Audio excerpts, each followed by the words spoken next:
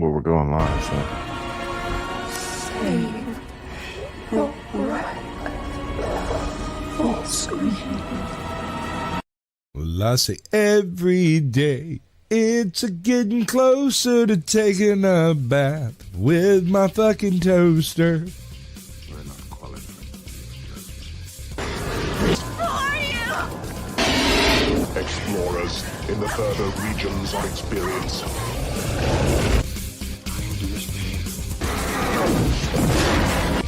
Did you not listen? Then the hell with you.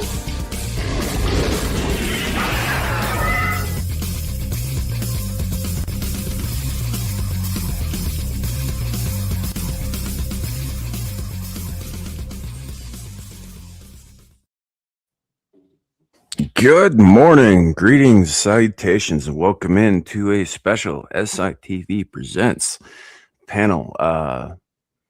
We're talking about Firefly today. Welcome in, everybody. And speaking of everybody, before we get into anything else, I'd like to welcome to the channel for the first time, Rhetorical Thrill. Thank you for being here. Thank you for having me. Awesome. Shiny. Very shiny. We also have joining us this morning, Caucasian Sasquatch.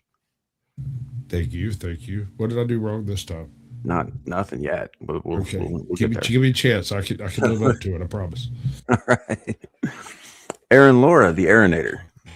Aaronator, good afternoon for me, but still may as well be morning because I am not a morning person either. Thanks for having me for today's stream. Absolutely. That's the longest intro I've had. I think that might be your longest intro ever. Yeah.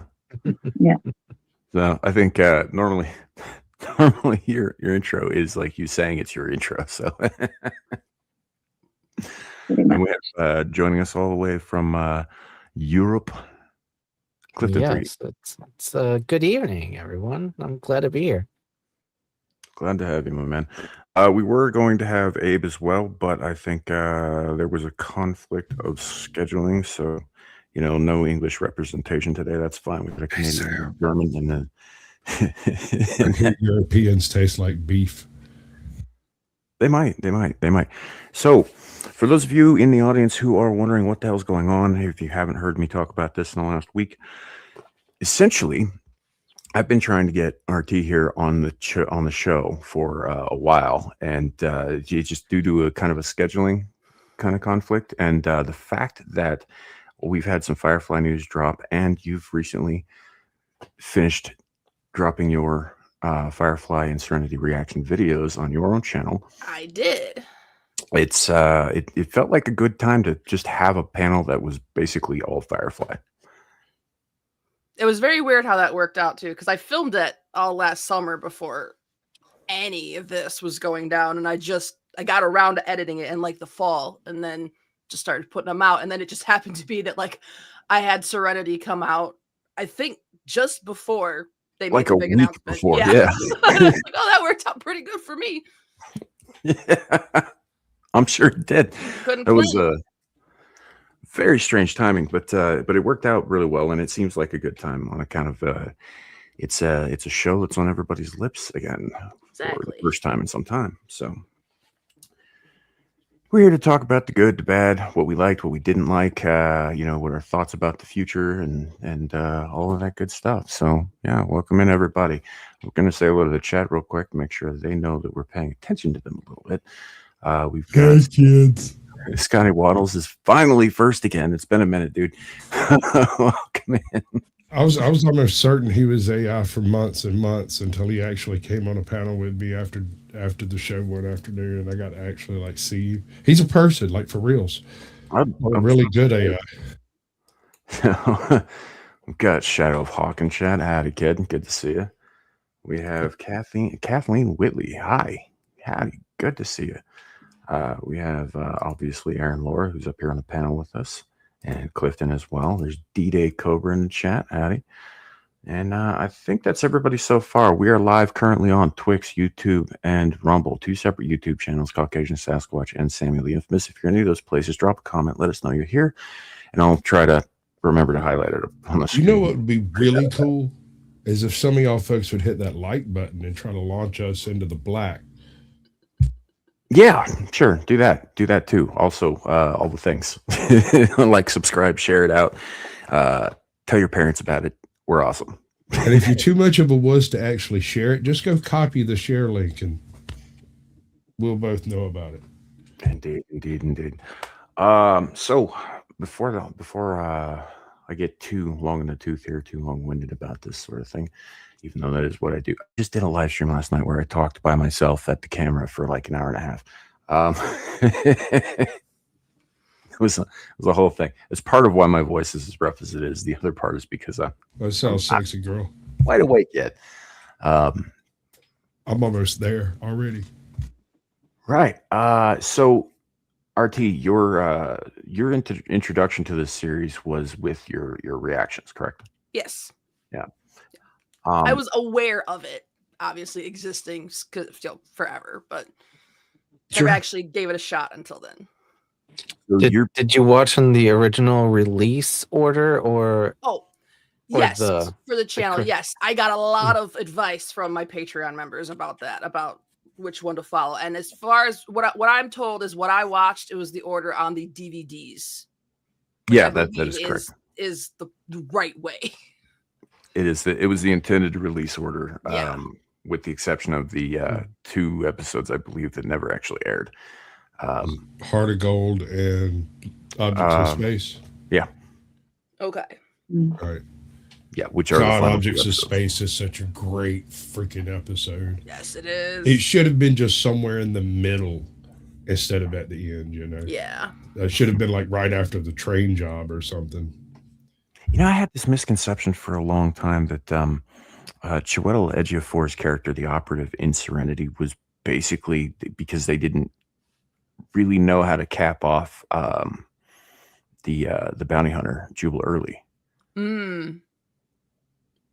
You know, There's it's sort of like- definitely similarities. I really like where they went with it, though. The religious aspect of a world I'm not going to live in is there's no room for me. I am part of the problem, and so I will solve it on my way out kind of yeah. idea. It was a fascinating character, honestly. Oh, I think so too. And as Does far that as seem villains right? go- you know, as far There'll as be a villains lot of go, that. yeah, they were.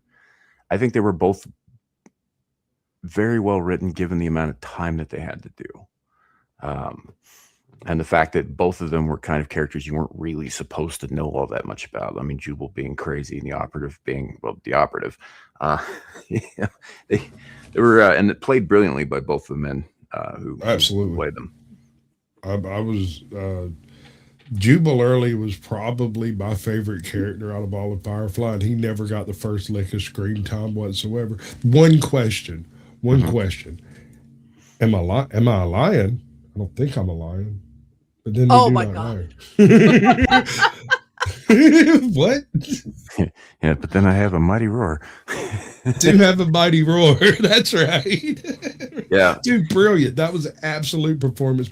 This guy's been in the dark and in the black for so long alone that he no longer knows how to actually communicate with people, whether they're actually there or not. He, as far as he's concerned, he's traveling through a hallucination that ends up with money at the other end of it. That's a really good way of putting it. Mhm. It explains a lot. I've watched it a lot. Yeah. Yeah, when the DVD set came out, I kind of wore the first copy I had out. You know how hard you got to watch a DVD to wear it out. That Yeah. means several DVD players. Mhm. I burnt the Yeah. bearings out of them. Yeah. So, and my second copy has seen a lot of use too, but not necessarily by me personally, because I've had to loan it out to a lot of people who weren't familiar with the series. I just gave up and bought it on Amazon. I couldn't keep up with the people stealing them. Quite frankly. It's like, can I borrow that? Pfft, just fucking Indeed. scan it on your way out, and drop some money in the cash tax. You know, come on, man. Indeed, Not like you're indeed. actually going to bring it back. So we've heard from myself and RT and Sasquatch. When did you first see it? Did you watch it as it aired? Oh, my mom. So my mom was a huge Stargate / Star Trek, anything spacey, she was all about. And when she heard that there was going to be some space cowboys associated with something to do with Buffy, she was all in. And it was one of the shows that I was able to like work my freaking life around to be able to get in and see.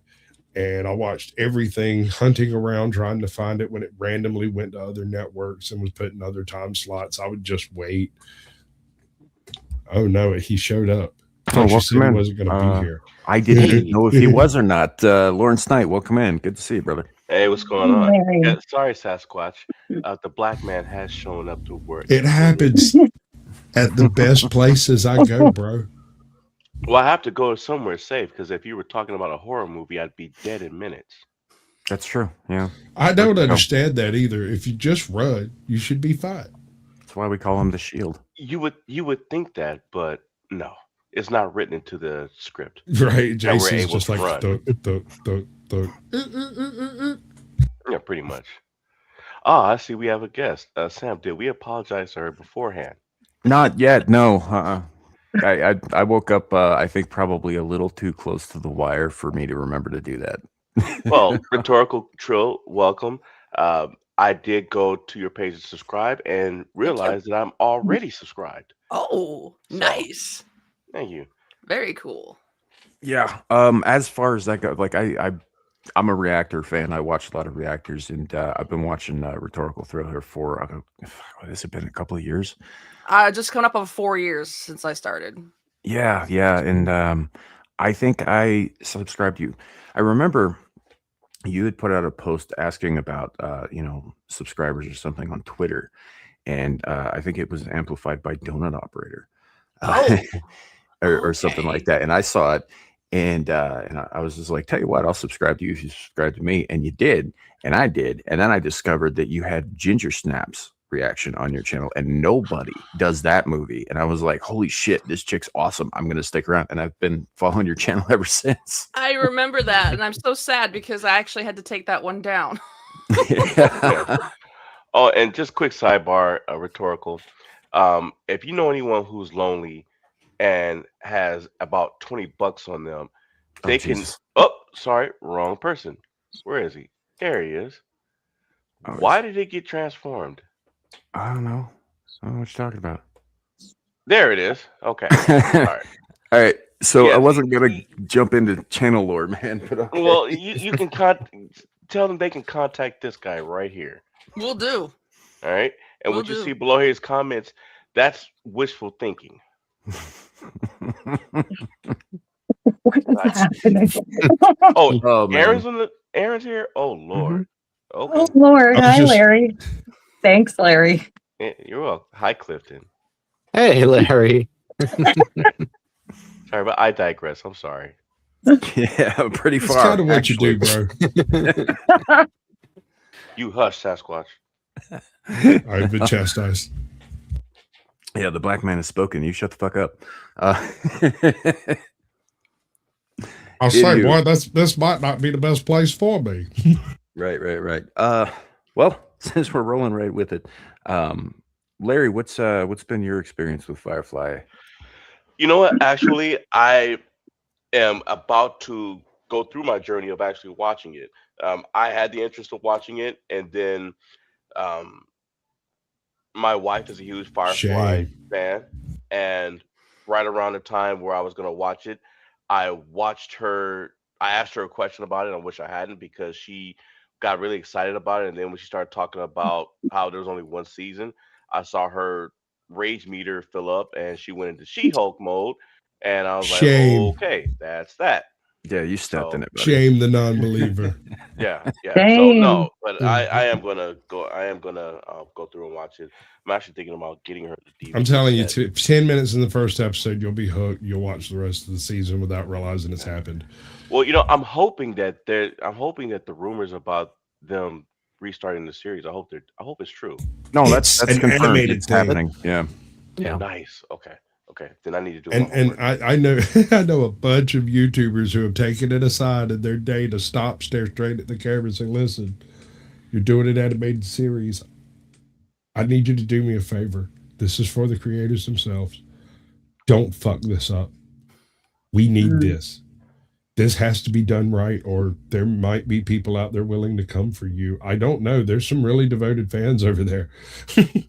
Then you better hope that the wrong type of people don't worm themselves into the creation process. And I'm a little worried about that because Nathan Fillion is kind of everywhere. Yeah. Less worried about him, more worried about Disney. Well, it sounded to me like Disney wasn't going to have anything to do with it. Like they're shopping it around to other. Like Disney said, it's fine to use it. Like they own That's the IP. why it's animated. Right, but they're not actually involved. Like they didn't even like agree to make it. It sounds like because he was talking about shopping it, pitching it to other places, which I thought was kind of interesting. I think because Disney owns it because it's part of the, What up, it's part of the Britt? Fox Right. licensing properties that they acquired, and they aren't really that interested in most of those properties. They're just gonna Yeah. shutter them and put them away in the vault for a while. That's why we haven't seen too much of the few properties that they have that are something that a lot of people would be interested in besides Alien Earth and like the whatever retarded thing Dan Trachtenberg's doing with Predator these days. You know? But they got the permission from Disney to do it, and they're pretty much going to do whatever because it is owned by Disney. It likely will land on Hulu, but it may get shopped Right. around to something else. Right. I doubt Netflix would be in the equation, considering how. Well, they're a direct competitor, so Yeah. Oh yeah. Yes, I doubt. Unless I- they can work out some kind of deal. I mean, they're gonna Disney's gonna get money off of it regardless of who it goes to. oh sure, So yeah. if they can work out a deal with Netflix that's worth their while, I think that they might work something out with them. I don't know though. I mean, Netflix just raised their prices again, so Right. Very true. But I believe it's the studio who made Pinocchio a couple of years ago. Oh. Who's going to animate this? Oh. I never I actually got no, saw that. I got but no it looked hate pretty- on that. Which it was an which interesting Pinocchio? take. The Del Toro Pinocchio. Yeah, the dark one. Okay, because there's a darker one coming out this year. I saw Good. that. I saw Yay. that. That looks It's weird. going to be in the same universe as Blood and Honey and Bambi the Reckoning. How about Popeye? Have you seen the dark Popeye? I haven't seen that yet. No. Check out the dark Popeye. I mean, it's just do it, dude. Stop it. Get some help. I just, it's probably going to be trash, but I'm going to probably watch it because Jiminy Cricket is being voiced by Robert Englund. So, Hello. but it's a little far out there off the topic of The Firefly. Pooniverse. Right, very much so. It is called the Pooniverse. They actually do refer to it as that. It's a very strange thing. Blood and Honey is terrible, but I did enjoy it. Anyway, Larry, yeah, if you haven't seen it at all, I don't know, Go man. away. It's going to be a very spoiler-heavy panel for you. Yeah. There's nothing good here for you, sir. no, I'm not worried. I actually don't mind spoilers, so that's never bothered me. I'm gonna go back. I'm gonna watch them regardless. Fair enough. Well, I warned you, and I mean, to be fair, it is 2 decades old. So, I don't care. and that goes for you too, chat. Just saying. It's been a couple decades. If you haven't seen Firefly at this point, I don't know what to tell you. Did you never encounter the Sci-Fi Network? I mean, like It wasn't on Sci-Fi. It was on Fox. ever? I mean, it might have been on there later, but yeah, no, when it aired, it was on Fox. Yeah, no, when One of the it reasons aired, that it it wasn't. failed is because I'm pretty Yeah. sure it was on Sci-Fi later As 'cause I a remember syndication catching type it. thing. because I remember catching an episode. The first time I watched it was on, I believe, on Sci-Fi or Fox. I don't know, but like a rerun in 2012. I it was remember it being on TV. Like I used to read like Entertainment Weekly and all that stuff, and they would talk about it. I remember seeing like talking about it because like Buffy was on around that same time, so they were really like they were trying to really hype it up. But Fox was airing it all stupid, and I I was not, watching TV on whatever it was, Friday or Saturday nights. I don't remember which it was. And then, like after it was gone, I didn't see it around. I just heard people talking about it. Like people never stopped talking about it in whatever, however long it's been, 20 years, 25 years. People just never stopped talking about it. So I didn't know about it. I just never actually got a chance to see it. Brown coats forever. Yes. Yeah. So I mean, it's been part of the zeitgeist for a minute. Yeah. And I'm glad you finally did get a chance to see it because the show's well worth it. Oh yeah, absolutely. Might actually be, I know there are Buffy fans out there who will disagree with me on this. I think it might actually be the best thing Joss Whedon's ever written. I think it's the best thing he ever conceived, but he had much more runtime and work capable of putting into like Buffy and Angel and stuff. They actually had more of his time in order to have better parts. But as far as like a love project, a love child, as it were, Firefly's it. Yep. Well, I was going to go with Roseanne for a runner-up. Okay. Nice. Savage. Except for that 7th season, that was garbage. But otherwise, solid. Right. But yeah, no, I mean, it was inspired, certainly. I mean, it wasn't the first like space Western idea to come along. I remember a movie called Oblivion about a green guy with an eye patch who kills this dude's dad, and then, shootouts ensue way back in the day. But, like space Westerns have been around for a minute, but this was, I think, the first one that really captured the zeitgeist. Like the blended genre really didn't take off until this. And now you've got, Guardians of the Galaxy is basically a space Western, the way they did it. They drew an analogy between the Civil War and their little interplanetary war that they just had against the Alliance that was a little too close to on the nose, right? Mm-hmm. And it was intentionally done and extremely well done, in my opinion. And then they pulled like the same thing The Mandalorian did, where they went and snatched some concepts that are deeper than the actual show itself and reshot them, like Seven Samurai and I can't remember what in the Black or Objects in Space was a copy of. I can't remember, but it's something else that's like a significant influence in film. Yeah, no, I can't remember off the top of my head either. It was an interesting time. Around the same time that this was on the air, actually, I was getting introduced to things like Cowboy Bebop and Trigun as well in the anime world, which are also both space westerns and yeah, true. And I think Trigun's a little older than that, but I hadn't actually seen it until about that time. And to be fair, Mom, close your ears. I was doing a lot of drugs in those days. Those two aired at the same time on Adult Swim at that time. So I don't know when Trigun was actually made, but I remember them being a thing at the same time. Right. And Adult Swim was fairly new at that point as well. Did you see that, dude? Shadu says, "What's Buffy?" Don't let him trigger you. He's fishing. Oh, son. You better run your ass right back to your precious Marine Corps and hope they don't back in beat your your ass. foxhole, kid. It's not safe out here. These for context, for those of you in the audience who don't know and whatnot, Shadu is our good buddy, our young protege who we've sent off into the world. Just recently graduated his little booty as a second Marine, a second lieutenant in the Marine Corps. So awesome! As of last week. Very cool. All that, and we're still gonna kick his ass when he says stupid shit. So I'm so proud. When he went through boot camp, he came out the other side, and he was like, "I'll be honest with you, the guys I streamed with on Saturday night are way rougher than you boys." The drill sergeant had nothing on us because I've been burning his ass hard. You're welcome. Yeah, all it means to me is that his street price just went up about $10. There you go.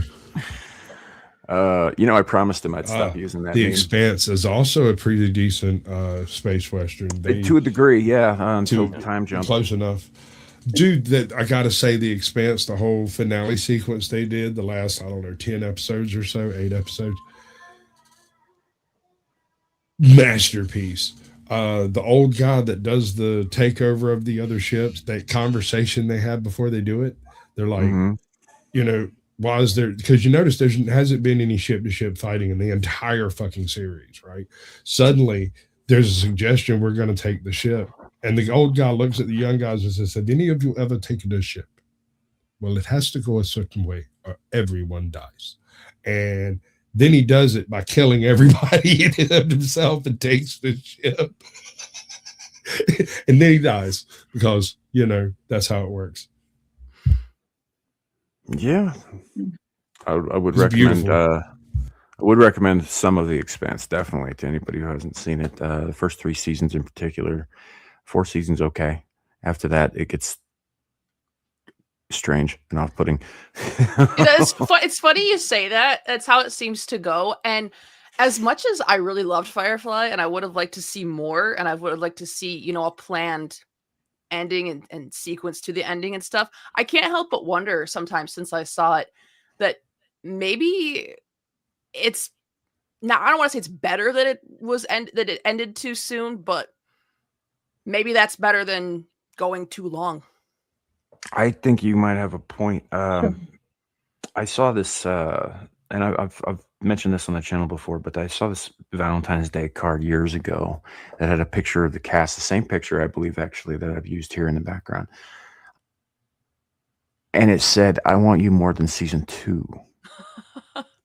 And for years, I was very much with that statement, but the last 10 years or so, I'm just like, no, just leave it alone. Leave it alone. Let it be what it was. It was great while we had it, but I don't think we should go any further.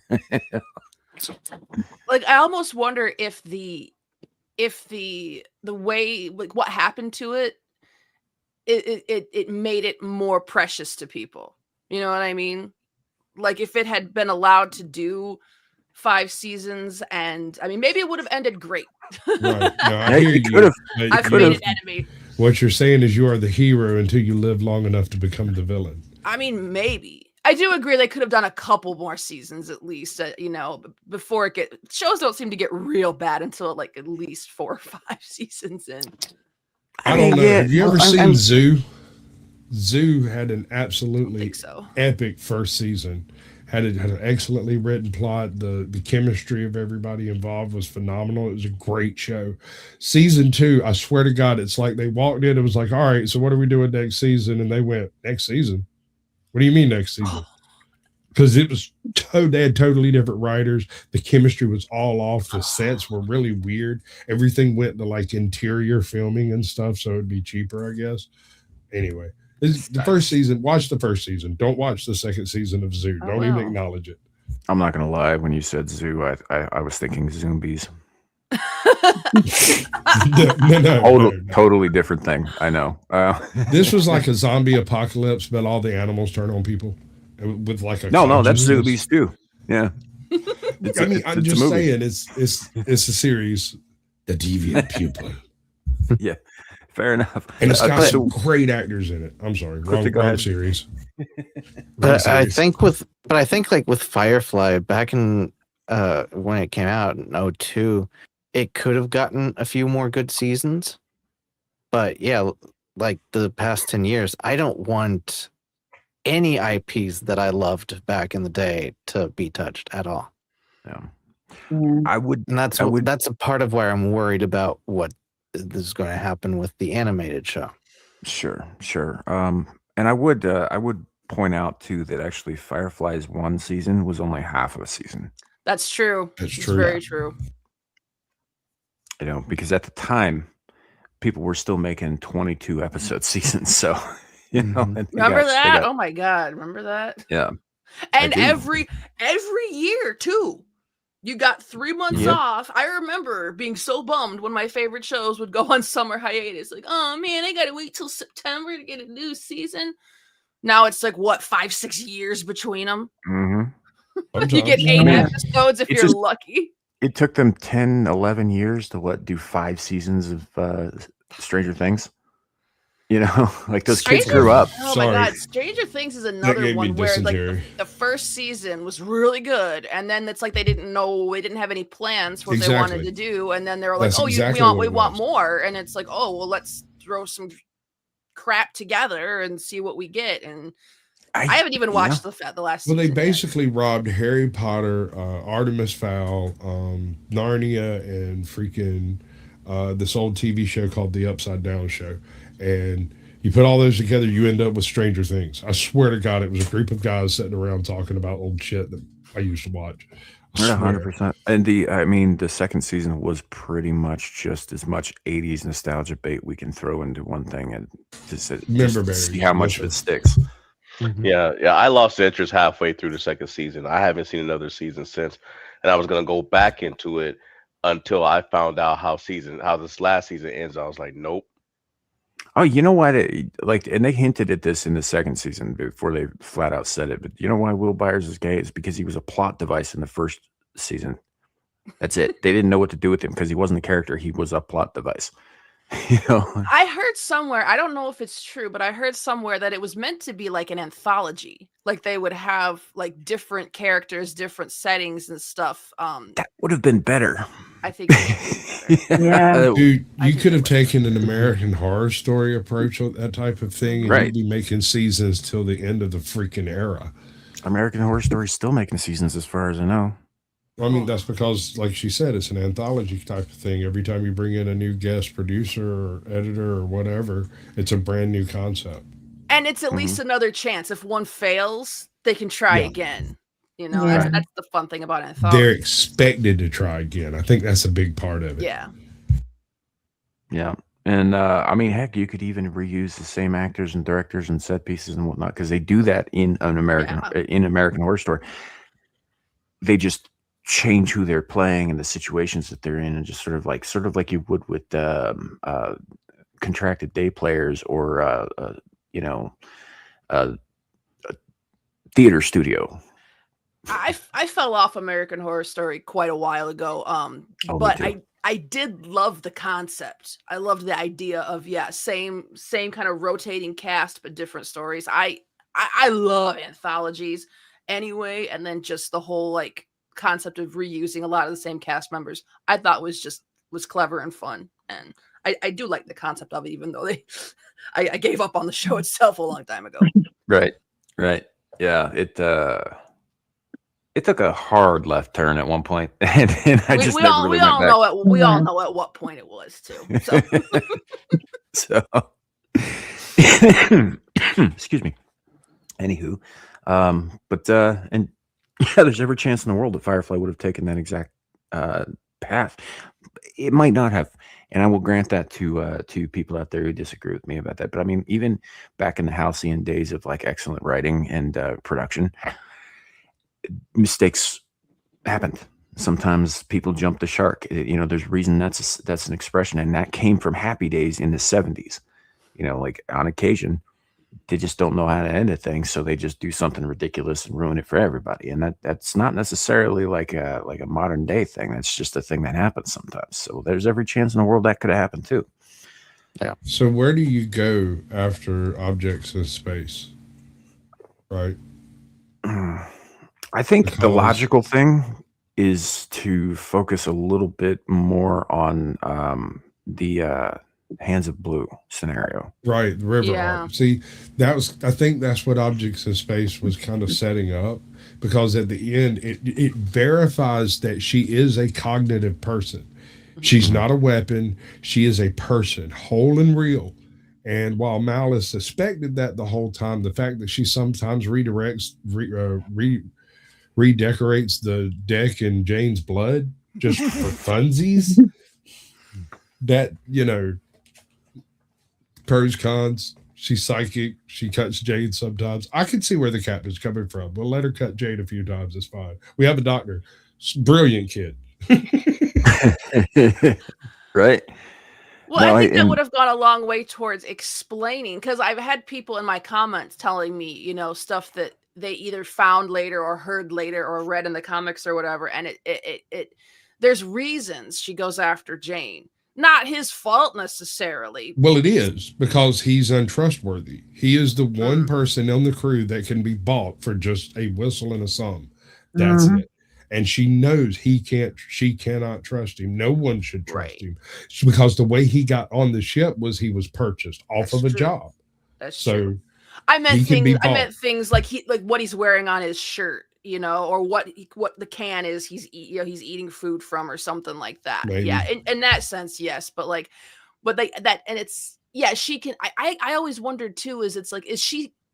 I don't know how much of what her powers exactly are. I think it's meant to be unclear. If it's like, can she see the future literally? I don't think it's a or- literal seeing of the Yeah. future, but a pattern recognition bordering on the level of Sasquatch autism.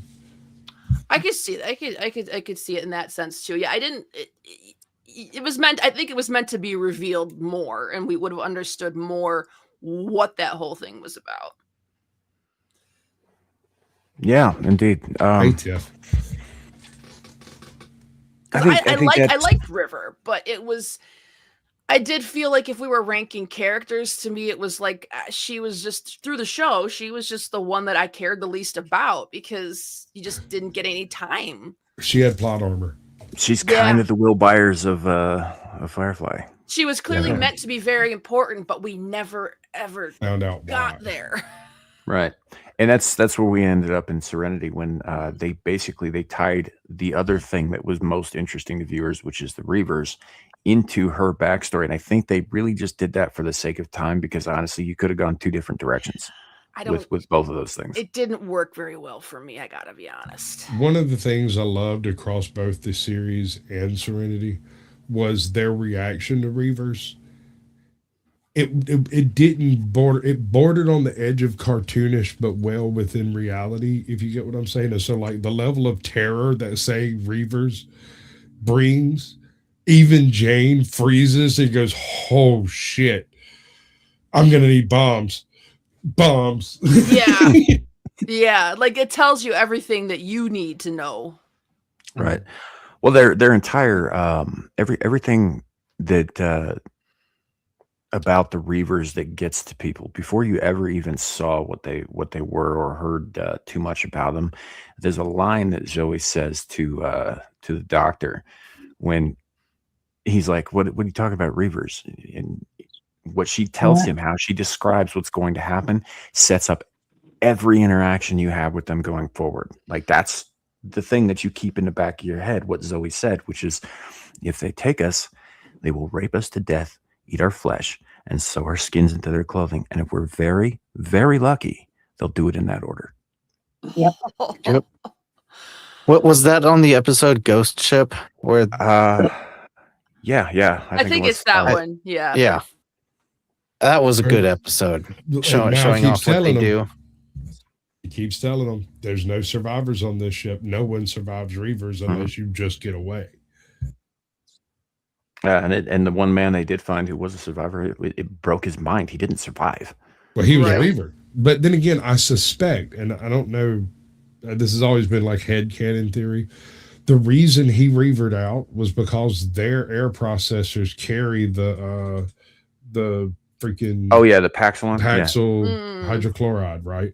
So when they hook up to the ship, the Paxil hydrochloride invades everything, and the only people who survive that and don't just lay down and go to sleep are the people who Reaver out. And they might be capable of like running and hiding, but they still Reaver out eventually because they're so stressed out or whatever. Yeah, I think that might be more headcanon fan theory, though, because the Paxilon doesn't even come up until the movie, and at this point, in the episode, they do talk explicitly about when you come up against that kind of thing, you have two choices: you can die or you can break and become it. Right, and I mean, at this point in the series, or rather, in between the series and the movie, there's virtually nothing known about Reavers. They're just a nightmare on the edge of space. Like, what's Home Chick say? The men who went to the edge and saw the vast black. Went bibbity over it, yeah. Went bibbity over it, that's right. I might have watched it a time or two. Yes, sir.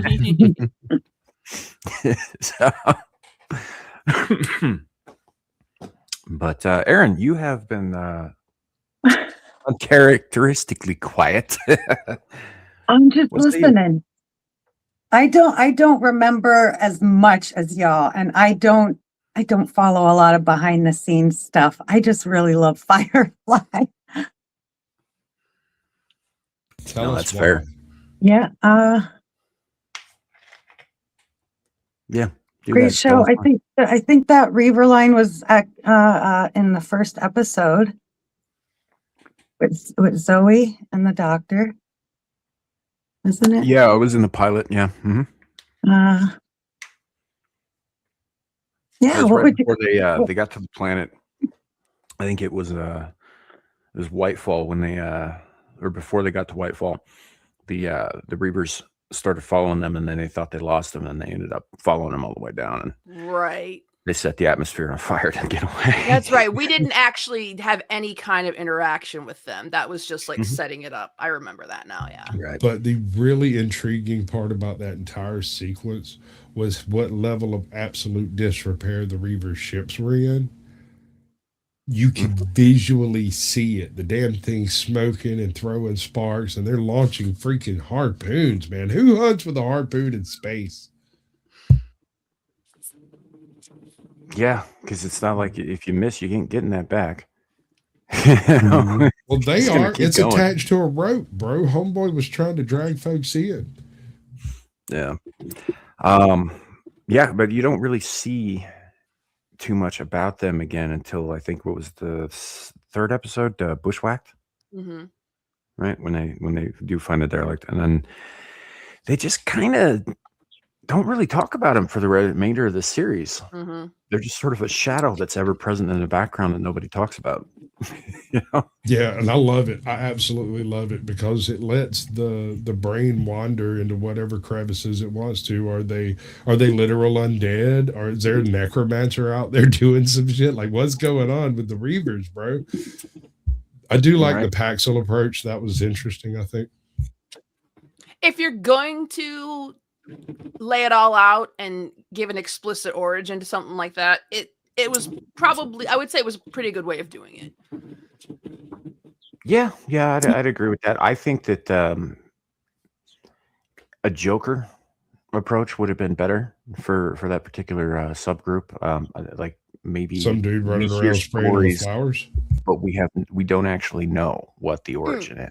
Right. I think it's scary if we don't know where they came from or how they came to be. That's kind of where I land too, but I understand why they wanted to do that.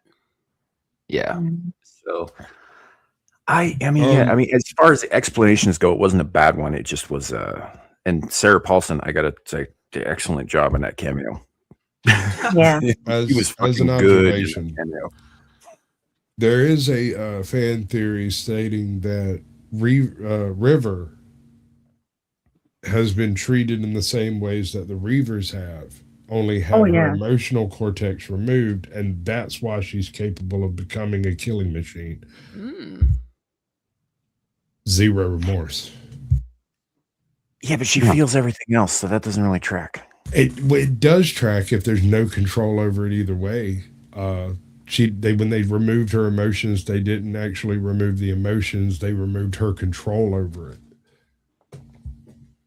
That's fair, I suppose. So when she feels threatened in the cave and the Reavers are piling in on top of her, she jumps out the door and closes it. Like, I'll be back in a minute. Like, there was no doubt in her mind, I'm fixing to go kill all those motherfuckers and I'll be right back. See, I've always viewed that as less of something that they physically did to her and more part of the psychological conditioning. Yeah. See, honestly, I would have preferred more about that than the Reavers part. Yeah, because they don't really go into a whole lot about that except for the escape sequence with Simon, which was way more upscale than it was told to me in the series, by the way. Not only that, but I couldn't help thinking of like Janestown, where Simon can't even lie like properly to this redneck on this cowboy planet. He can't even believably tell a lie, and he's busted in there with guns. Hold on, I don't madam. know. Consider this: At no time in this man's history did he ever consider he would go to a place where Jane Cobb is a fucking hero. Well, we didn't know that I yet would have a either. problem dealing with that. I'd be We didn't know confused. that yet. Yeah. That was No, way he could smell it. That was like Bizarro World to everybody on that ship, I including think Jane. I think that was true of most of the audience too. You know, that was Yeah. a very strange, Yeah. strange episode. Doing my current rewatch of it, I just finished that episode a few hours ago. It's such a good episode. It's fun. I I think think it's my favorite. I think honestly. someone wrote a song about Jane and they went, we got to put this in an episode. They're like, how? It was like, well, I got an idea. What? Dude's Yeah, he fooling tried to around at rob the the craft joint. table with his ukulele, and he's like, and Joss over here, he's like, dude, we got to write that into the We show. gotta do this. Like, it's happening today. Like, call Jane, get him in here. I mean, the story itself is actually really intriguing. It's a twisted hero tale, right? Mhm. He's What's not a Robin Hood hero. tale? Right. About a He's guy, not he's a not at all a hero. Robin Hood. You know? He's not that guy, but because of circumstances beyond his control, he's revered as that guy. And so when he comes back, he's faced with the fact that A, he's a wanted man, and B, he's literally Prometheus. He's Theseus walking through Greece. I think I liked that one a lot because I at that but until that point I just wasn't sure about who Jane was. Like, what was his motivations? Was he good or not good or whatever? And I couldn't get a read Money. on him until that one. And I was like, okay, he is a mercenary. He is out for himself. He will do things that are not good, but he's not a bad person. Because of his reaction to all that made me think, no, he's definitely more complex than all that. Did you And notice when he stopped being a mercenary? was after, well, I would have Okay. said after Ariel, but Ariel. Okay, so Ariel takes place. That's when he decides he's not going to betray the captain. yeah, well, But after the injury, and I can't remember which episode it is, but he gets injured real bad, and the doctor ends up with him and has a nice conversation with him. yes, Explains to him that yes, that's right. I'm a fucking wizard, Harry. I can paralyze you and do anything I want to you, but as long as you're under my care and you're a part of this crew, Yes, you have nothing to fear from me. And he lets him up. That ends his mercenary days. He's now a part of the crew from that day Yes. forward because Plus, the River doc can kill says him so. with her brain. And River can kill Yeah. him with her brain. He believes that. So he's kind of bought at this point. yeah, just by them. Right. And that doesn't necessarily make him good, but at least honorable. He is confined Yes, to honorable standards as approached by River, the captain, the doctor, and Zoe, who all seem to be honorable people. yeah. And Walsh will absolutely crash this thing right into the nearest rock if something happens to Zoe. Like I that's what I liked. That's why I ended up liking Jane so much, was because he was so, like, as a person, no, he's not complicated, but as a character, But he's very- conflicted. yes, he there's so much going on, and it's not black and white, and there's so much to talk about with him. There's so much to discover with him, and I thought, yeah, if it could have gone on, I think it would have been a character arc like nothing you'd ever seen. Oh, indeed. Yeah. I'm actually convinced that he would have had. I don't know if you're familiar with how familiar you'd be with Deep Space Nine, for example. Never RG. seen it. Okay, Gonna this will see it mean nothing to eventually, you. but But to my fellow nerds out there, I would think that Jane would end up in a character arc not unlike Damar's. Like a Damar, for those of you who know who I'm talking about. And if you don't, then that's fine. I won't say too much more because it's fucking spectacular over a couple of seasons.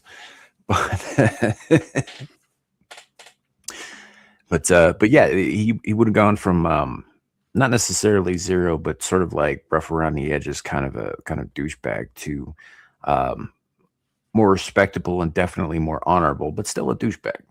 Yeah, but he'd also pick up some of, I mean, you could argue that he'd pick up some of Mal's instincts, recognition of dangers, because Mal is on it when it comes to like the in the scene firefight shit. He's all over it. Planning, maybe not so much. That's kind of I think Zoe's department. honestly. Jane did. He just didn't act on them always. You know, I think he did actually have similar instincts when it came to like what was going down. I just think that My sometimes favorite- we just let it I happen. agree. I just think he was like, I don't want to deal with this. Yeah. Type, kind of like, yeah. I don't Like, think I he didn't fucking always know. realized it either. I don't think he always realized that he was intuiting things that other people weren't, as far as that goes. The best example I can think of is when they went to sell the foodstuffs at, what was that? White Run. Yeah.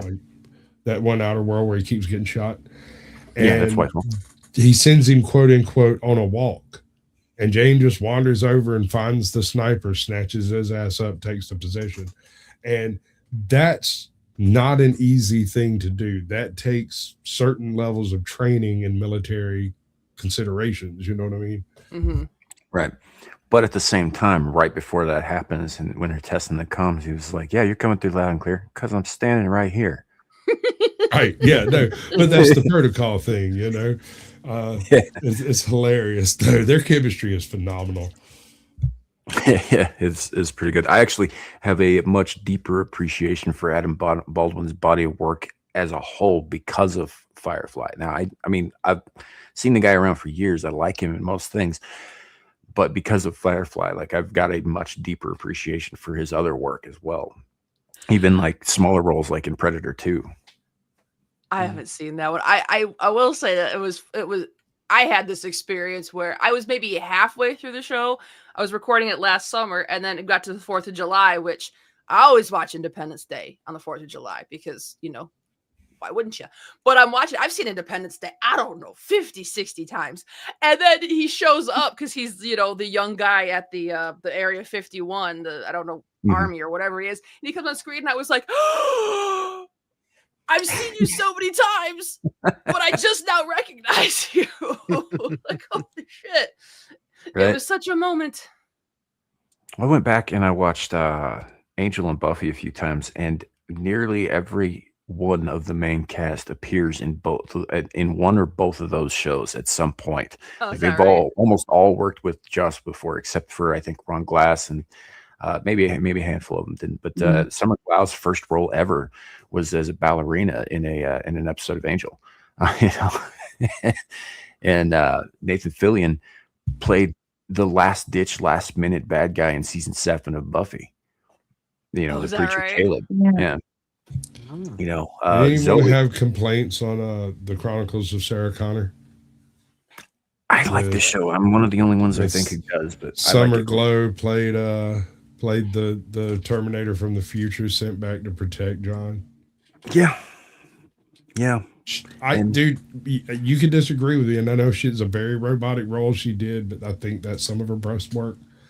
I think you're right. I mean, she was really, really good in that as a killing machine who was trying not to murder people. Yeah, that was asked. Please stop killing people. I'll try. Yeah. There's a really interesting episode of Sarah Connor Chronicles actually where she keeps, and I think this is in the second season, where she keeps sneaking out at night and no one knows where she goes. Well, she's been heading down to the local library, and the paraplegic who is on night duty there has been letting her in for bags of donuts while she does all kinds of obscure research revolving around like 1922. And it's about this pseudo friendship she develops, despite the fact that she is really just using him to gain information to deal with a potential threat. She plays the whole friend thing really well, and it's creepy as fuck, and it's some of her best work. What's creepy is her interchanging between that just your neighborhood hot chick who needs to use the library at 4 a.m. to the robot killing machine with zero flinching in between. It's not like she bobs her head to the side and suddenly she's this other thing. It's just as fluid as a ballerina, from going through books to murdering people. Yeah, which she was, by the way. She was a prima ballerina in reality. So it's part of why she got cast in Angel in the first place, because she had dancing credits. It's also why her fight choreography is so smooth. It is. It's very noticeably so. It makes a lot of sense.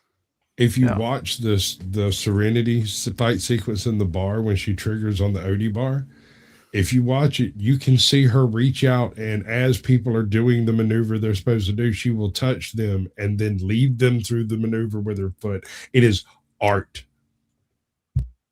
Yeah, it's really something special to behold. And you can even see it again in the end fight sequence in the room full of Reavers, where she's dual wielding like a motherfucker, but she is spinning and pirouetting in ways that can only be described as dance. Mhm. As art. Yeah. The art of murder. Yeah, that too. And she was quite good at it, and just a.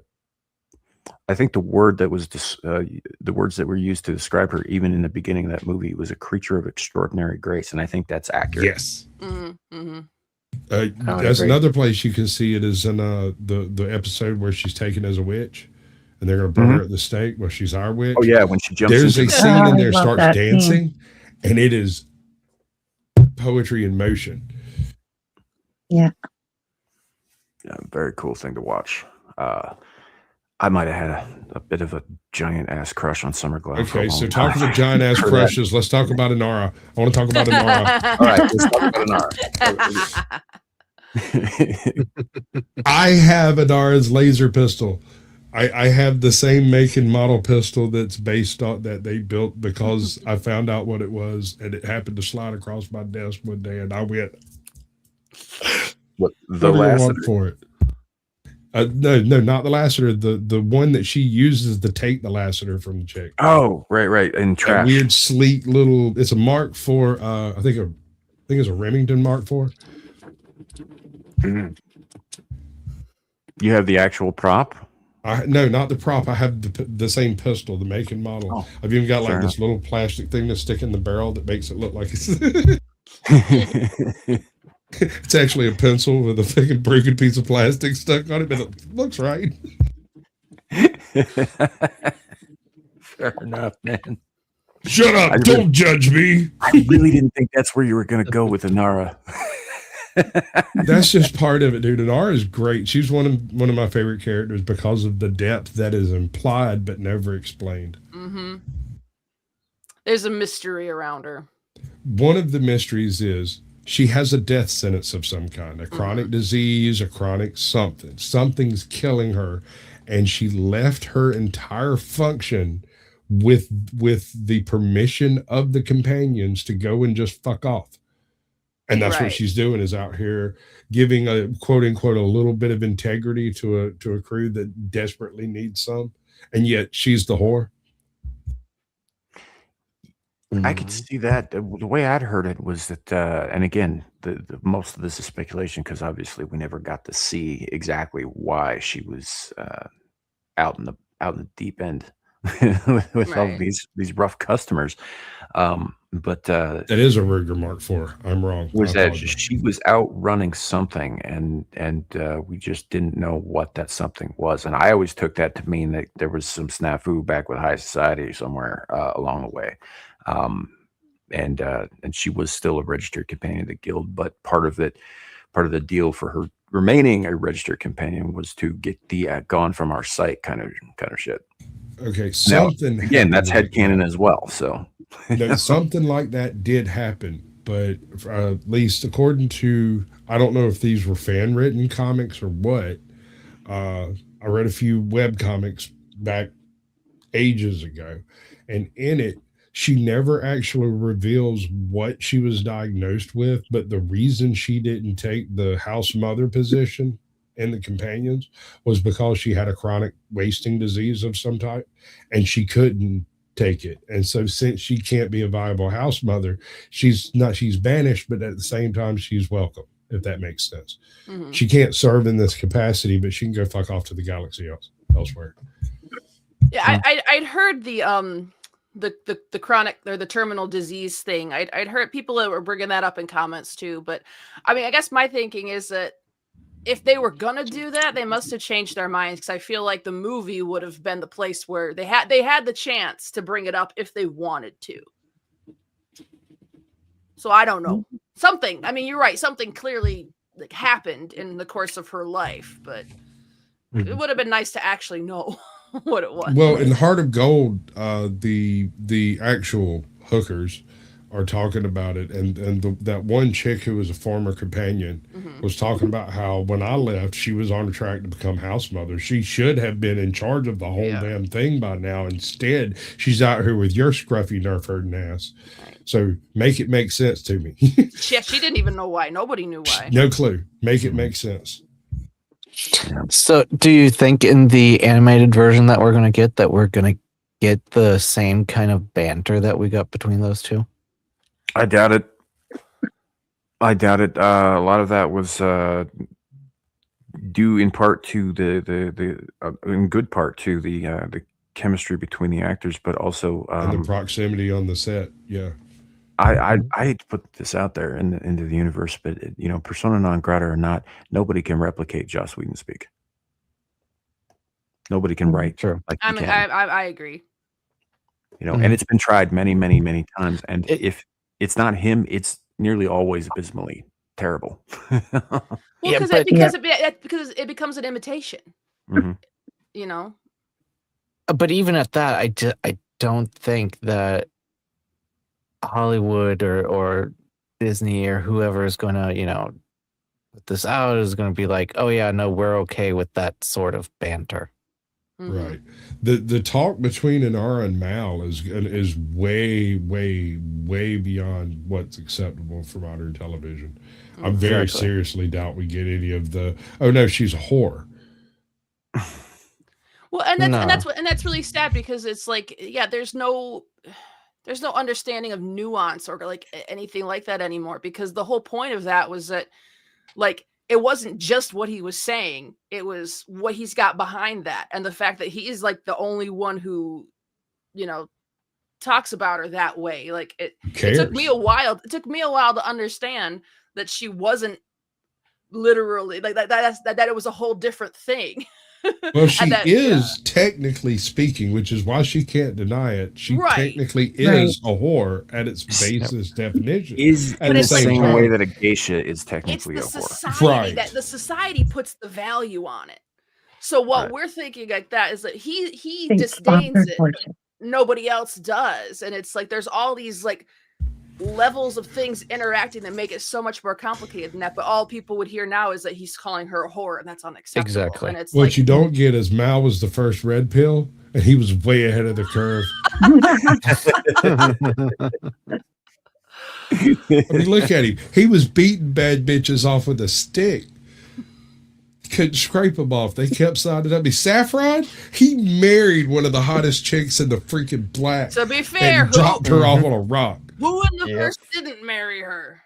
Well, I mean, I'm just saying, it's a common occurrence. You can throw a party, you drink some wine, next thing you know, you're married. I mean, who hasn't gotten married in a drunken revelry? I mean, this is why I don't party in strange towns, man.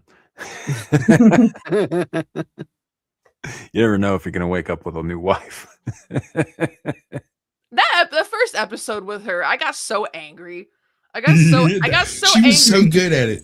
Well, not even at her, at the fact that everybody else was acting like he was some kind of disgusting lech going after this innocent young girl, and he's literally pushing her away, keeping away, get away from me. And they're acting like this is his fault, that he did something wrong, and he's disgusting. I'm like, what the hell is wrong with all of you? The reason they did that, and it's all of this is explained not verbally, but in the actions the crew takes later, when she thinks she's got everybody bamboozled, and suddenly they get the drop on her. They couldn't tell the captain. The captain would have told the pretty young thing, right? And so they all treat him like a lecherous leech and go about saving the ship from the obvious predator that's on board. It was a reversal of roles. The predator is the woman instead of it's great. It was great. Very cleverly done. Yes. Yeah. And I mean, if I'd have been in his shoes, I definitely probably would have gone to the special hell in that specific, very specific scenario. Go to the special hell. Yep. One of my favorite scenes when he picks up Kaylee, and he's like, "Why is there some prairie harpy in my fucking engine room?" Right. And she works for him. This man called her a prairie harpy, and she's like, "Oh no, it's just the diffuser over here. You don't even need it, really. Watch." Your daddy know you can do that. Can I talk to him for a minute? Why? I'm 18. Barely. I'm not so sure about the birth certificates on this planet. We're gonna have to double check that one. Right, right. Well, I mean, she did come from a backwater like most of them did. It's like I think it was well, about half of them I would say.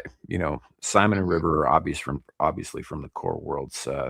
Anara was from a place called Sinon, which is also very core worldy. Yeah. Book story's complex. I think Book is an ex-operative.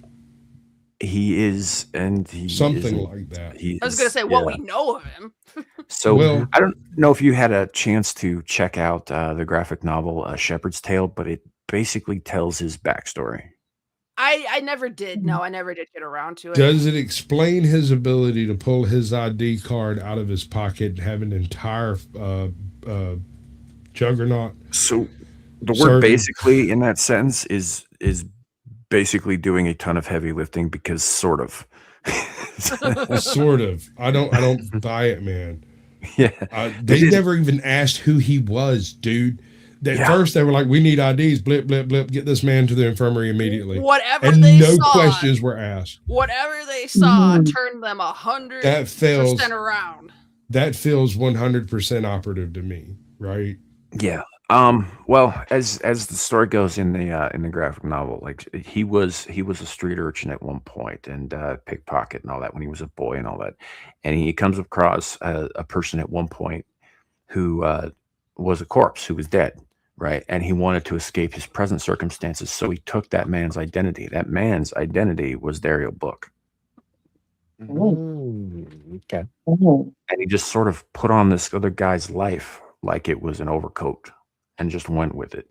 And he went through a whole thing where he was part of the military, into the government, and did undisclosed stuffs, and eventually left them and became a shepherd. The shepherd thing is legit. A frigate. His name is not. Sir, a frigate.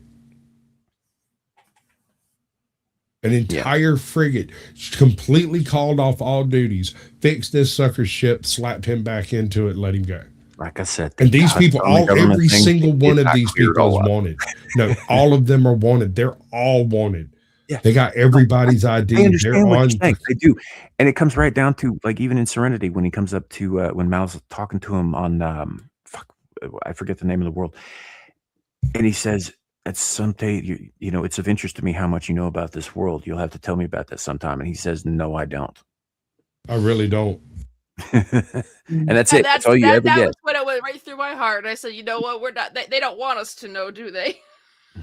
Which it's another one of those things where it's like, could what you give us be anything better than what I've built up in my mind? I don't know. All right, so here's what I've built up in my mind since everyone suddenly asked and screamed about it inside my head. He's actually the guy who set up part of the operative system. And he's not actually an operative himself, but he's like Dr. Halsey and Halo. He's like John Dulles. He's like the little Korean guy in American Ninja. Yeah. Speaking of obscure shit I haven't seen in decades. Remo Williams. Right. Well, I mean, that's kind of what I was going with the John Dulles thing. It was basically one of the founders of the modern CIA, right? But he wasn't like a spook so much as the guy that made the spook stuff happen. The logistics, right? And so they even named an airport after him. I mean, or there's another approach to this. He could have been a cleaner, and that would have given his ID capable of going through virtually any type of military anything. Mm-hmm. Well, it is interesting too, because if you look at the operative in the movie, when he's asked about his rank and his name, and he says, "I have neither," is because he doesn't have any. The Alliance would have purged any information like that from his system. He probably doesn't even have fingerprints. He probably burned that shit off. Mm-hmm. Book has all of those things. Book has an identity. Whatever that identity is within the Alliance is so high rank that, right. So that you're saying that it indicates he's above even like the operative.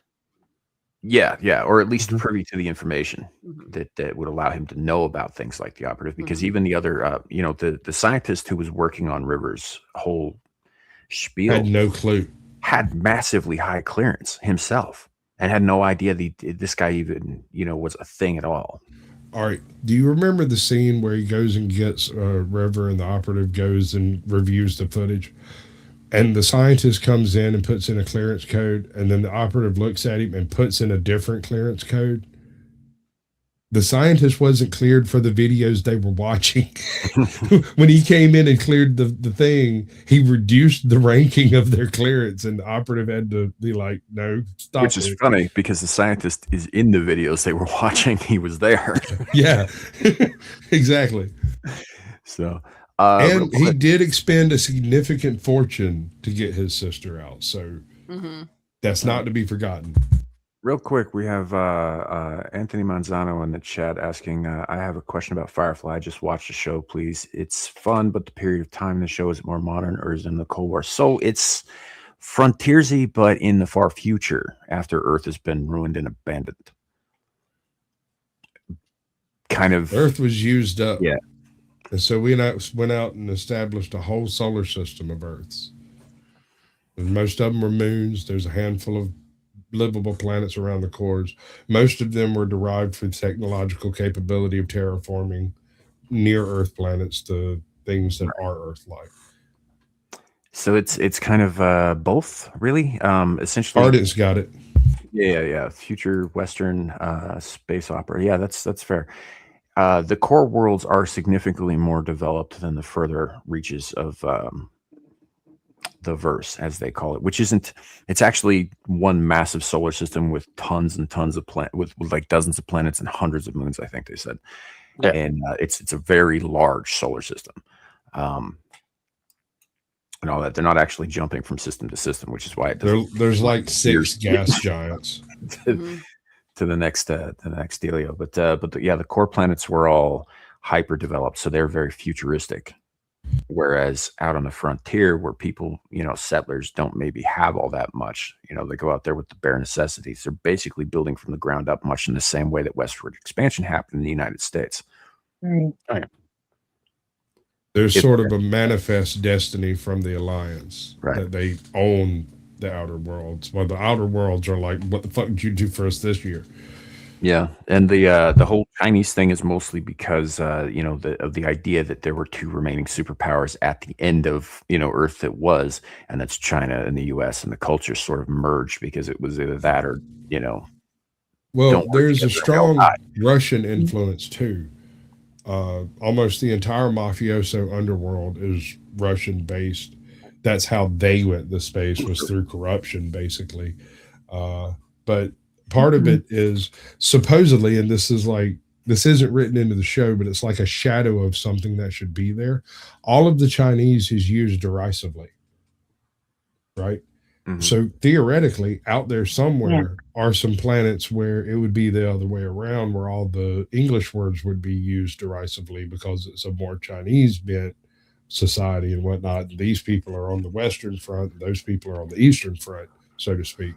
But you never see any of that in the show, or there's only a reference to it in one of the web comics I read. Yeah, but I mean, generally speaking, it's almost like the cultures were homogenized together into a singular culture, as opposed to, say, if you talk about Orson Scott Card's Xeno series, where each world was essentially a kind of a historical capsule of a specific microcosm of the ship that founded it. Yeah, essentially they'd send out a ship that had a bunch of people from the same culture, and they'd all found a colony planet together, and that planet would basically become like New China, or New Holland, or whatever it was. New Mecca. Kind of thing. So, but this was more of the 2 superpowers who basically took over all of Earth, which would have been America in the West and China in the East, merging cultures. How far away from that are we? Well, if China's population decline continues as fast as ours is, I don't think it's going to happen at all. But True. So, What was the Robert Heinlein book? Was it The Adventurers of Lazarus Long or The Tales of Lazarus Long? I think it was the Adventure. I think it was the Adventures. It's Chronicles of Lazarus Long, something like that. Anyway, it's probably the best space western in history, and has an interesting hooked into the middle of it too. If you've never read any of the Heinlein books, definitely give it a shot. Yeah, as Heinlein goes, he definitely had a lot of Zane Grey influence, but especially Lazarus Long. One of the first videos I put up on my channel was a collection of Lazarus Long's quotes. For instance, never teach a pig to sing. It'll annoy the pig and waste your time. It's a good quote. Good quote. Useful. So, but I hope that goes some way to answering Anthony's question about the timeline, because it is far future, but it's like parts of the verse are significantly more advanced and developed and further along than others. And you could go back and forth in this way. You could have shows that took place in futuristic settings, or, with basically cowboys running around shooting like projectile weapons at each other in dusters on horseback. Well, The Mandalorian took a really strong Western tack when it previewed too. Yeah, it really did. But it also leaned really hard on Kurosawa, like really hard. And what was the name of the old show? So did the original Star Wars. Yeah, Wolf and Lost Pup. Wolf and Lone Cub. Lone Cub. That's it. Yeah, it's basically a scene for scene remake of that series. Yeah, indeed it is. But I don't know. There's something about Firefly that just kind of captures the essence of the space western better than nearly anything. The Train Job, that was space western as it gets. Was the Heart of Gold was Seven Samurai and a space western in its finest rearing. It's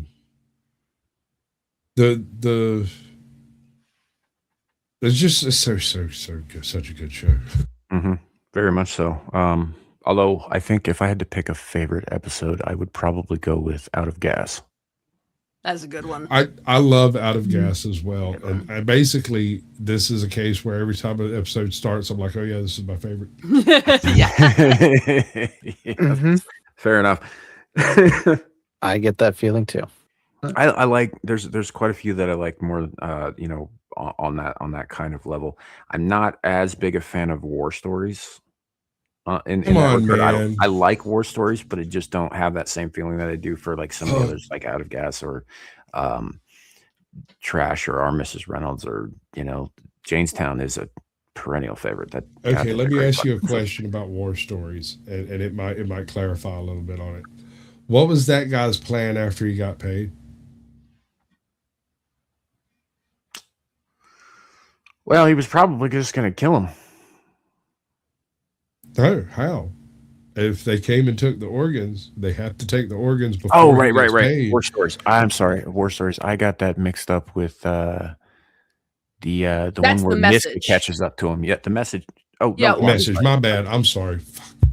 Which was War Stories? I get mixed up. You got mixed up. War Stories is where Niska comes back and ends up getting hold of Mal and Wash. Yeah, right. And Wash is getting kind of pissy because he thinks like no power Zoe, in the verse can stop me.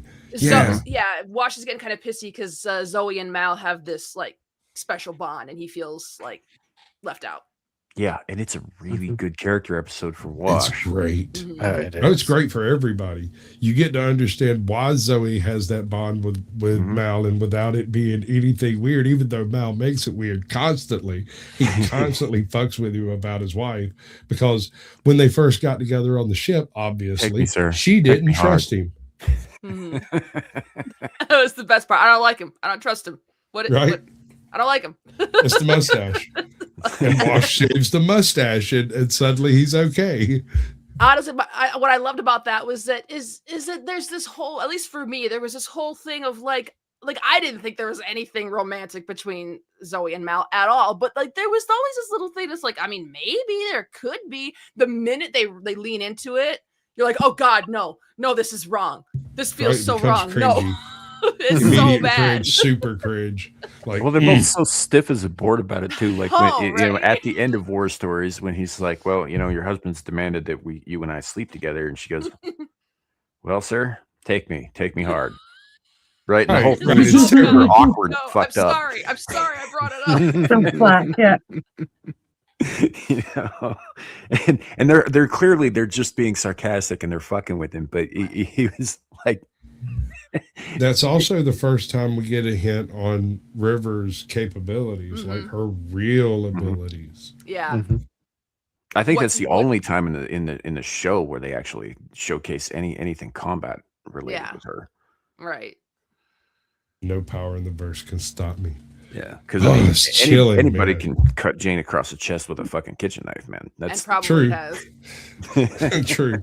you know, but And crushes balls. I mean, that also happens. yeah, that. I think that- my other favorite part of that episode is where, you know, Zoe comes in with the money and Niska's like, well, this is enough for one. I can't let you have both. And you Him. can see the wheels turning in his head, like, oh, I'm gonna make her have to choose. It's gonna be awful. And she's like, that one. No question. And like, yes, because Mal is the one who's gonna be able to take, you know, the torture, and he's the one Oh, who's what a gonna be able terrible to deal with decision, it. though. Oh, absolutely. But she's going to pick Wash every single time over anybody else. No question. And I think that's what he needed to know. But Yeah. that's not what was necessarily in question, was whether who could take what. That's my husband. Oh, I know. That's what Mal I'm knows saying. immediately she's going to choose Wash because that's her husband. Right. And Duh. Mal, that's what it just lays it all on the line. Mal knows And it, the she knows change. it. Oh, the change in Wash between him going in there, getting tortured, coming out and loading up pistols, walks in, basically pushes Jade out of the way. It's like, I need guns. He's like, that's what I'm talking about. Come on, let's get you some guns. What are we doing? I got those. Where we go. No, I love that because it was like because that would be a big deal, and a lot of other things. It would be a big, like, ooh, what's she gonna do? How's she gonna pick? There's no question for her. There's no question for Mal. It was he would never have expected her to pick him over Wash, no question. So I think I had a lot of comments saying stuff like, oh, you know, well, it's because Mal can handle it, and he knows that's what's expected of him. Like, I'm sure that's a part of it, but no, it's because no matter what the situation, Wash comes first, and I think in the end that's what he needed to understand. The absolute lack of thought process. This is enough for one. That one. That one. There's no chance for you to enjoy this. Put him in a box, wrap him up, deliver Like, him to I my picked ship. you. That means I always pick you. Right. Which was the concern he had at the beginning, and it alleviated all of that. Speaking of Wash, you had some thoughts. You had some thoughts. I did have some thoughts. Do I need to get alcohol for this? Are you fixing to upset me? He's a leap on the wind, madam. Watch how he soars. People, I got very, very upset at that. I got very upset at that. I actually had to, like, my thing is I watch, and this is like, I film as I watch, and my reaction is my reaction. After I finished, I actually did have to go back and watch the end of the movie again because I wasn't there the whole rest of the movie. It meant nothing to me. And like, I was saying things, I was commenting, I was, you know, doing what I do, but I didn't remember any of it. So yeah, it's I don't like it.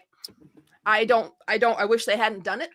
And I understand why. That's the thing. A lot of people think I don't understand why they did it. I know why they did it. I still don't like it. I don't think it's effective. It's not for me. So there's a lot of cinema splaining in my Curse your son, but inevitable betrayal. When they go back under the bridge and his dinosaurs are still there, that's where I lost it. Yes. I lost it there. I'm not joking. I screamed no when it happened. I stood up and screamed, and everyone else in the room was like, dude. And I was like, shut up. You don't know. You've never seen the series, you simple bastard. And what's so funny is because my husband had seen the series and the movie, and I was talking to him about it after I finished. He saw the movie first. Yeah. And then he saw the show, and I'm like, well, no wonder you don't understand, damn it. Yeah. You know, it's funny because I saw the movie when it was in the theaters, and I had watched most of the show that I had been able to catch. You know, the Fox really screwed that whole airing thing up Yeah. Yep. as it aired. And I went to the theaters. I saw this movie, and that scene in particular, like, you know, I mean, there was a certain amount of whooping and hollering during the whole, like, you know, Reavers fighting the Alliance thing, because, you know, it just was kind of epic. But the second that spear goes through Wash, the entire theater just went dead silent. Everybody in that theater was just shocked into shutting the hell up, and we stayed that way. You know, Mhm. through much of the end of the rest of the movie. And what I think is kind of interesting, going back to War Stories, where Zoe shows absolutely no hesitation. Her husband comes first. That's just the way it is. Then we go back and we get the captain. Yep. When it sinks in to her character that Wash is dead, because she doesn't register it right away. She's just like, no, come on, baby, we gotta go, even though he's a corpse at this point, because it was instantaneous. The next time you see her, her eyes are dead. She's gonna do the job that she was ordered to do, but she has no intention of surviving without her. She doesn't care. Yeah. Mhm. You know, and it's just very, very well played, by the way. Oh yeah, it's absolutely in character. It completely fits. It would have been wrong to do it any other way for her. And then there's Kaylee yet again, right there in the crux. Is like, you mean like sexual stuff? Oh, I'm gonna live. I thought, like, I was so pissed. I was so pissed. I was upset and pissed and done. And like Jane had said something that was like kind of like funny, but I was like, I don't care. And then when she's I like, might live. wait, you mean sex? I'm gonna live. I couldn't help it. I had to laugh. To laugh. Kaylee brought me back. No, I could see that. When I watched your reaction, I could see that you were still so angry that you weren't hearing anything that anybody was actually saying on the screen. And the bit that you were referring to, that Jane had said something funny, was she, you know, he says, you know, Captain's right, we can't be thinking on revenge like at a time like this. And Zoe says, do you really think any of us are going to make it through this? Because she intends to die. And he's like, I might. He's like, well, I might. It's funny now, but I was just like, nope. Yeah. But no, Kaylee got me. I was like, all right. That they had just killed off Wash tells you that nobody's safe. I get that, and I understand it. And I don't like. But they already did that with Book. The thing is, they did that with Book, and then also nothing else happened. Nobody else died. So like, why did we need to? I don't know. I get it. It's one of those things. It's like I understand the technical purpose, and I can understand other people liking it. To me, it was a step too far, and it was like the way it was done was just it felt like just cruel. Like I wanna make you upset. I think it was done to chop the end off the franchise so that things like what's about to happen wouldn't be so tasteful. Is it too soon would have to be asked. Wash just died 20 years ago. You can't go making some woke bullshit out of it. You can't do it. Yeah, they won't permit it. I could see that too. It did feel a little bit and based on some things I was told about, you know, how everything went down, I guess it did feel a little bit like, you know, like trying to stick it to like, you know, oh, you cut off my story. Well, guess what happens now? And I don't know what's true and what isn't. I've heard that it was because Alan Tudyk was committed to other things, and Ron Glass was unfortunately ill and you know, passed not long after, that they couldn't commit to more movies. So that's why they did it, which to me is kind of odd, because it's like, that's why are you planning on sequels when you don't even know how this was going to do myself, but making permanent decisions based on I don't know what's real and what isn't. I just don't feel like, I feel like you could have even killed him. It was the timing of it, the manner of it, the tone of the whole thing. It doesn't sit with me right. And I thought I would like soften over time. I thought I would get used to it. And I'm like, no, I pretty much hate it more every day. Yeah. Fair enough. Definitely. You know, it's I've seen it a number of times now myself, and it's something that you do kind of get numb to after, repeated viewings. But I imagine, yeah.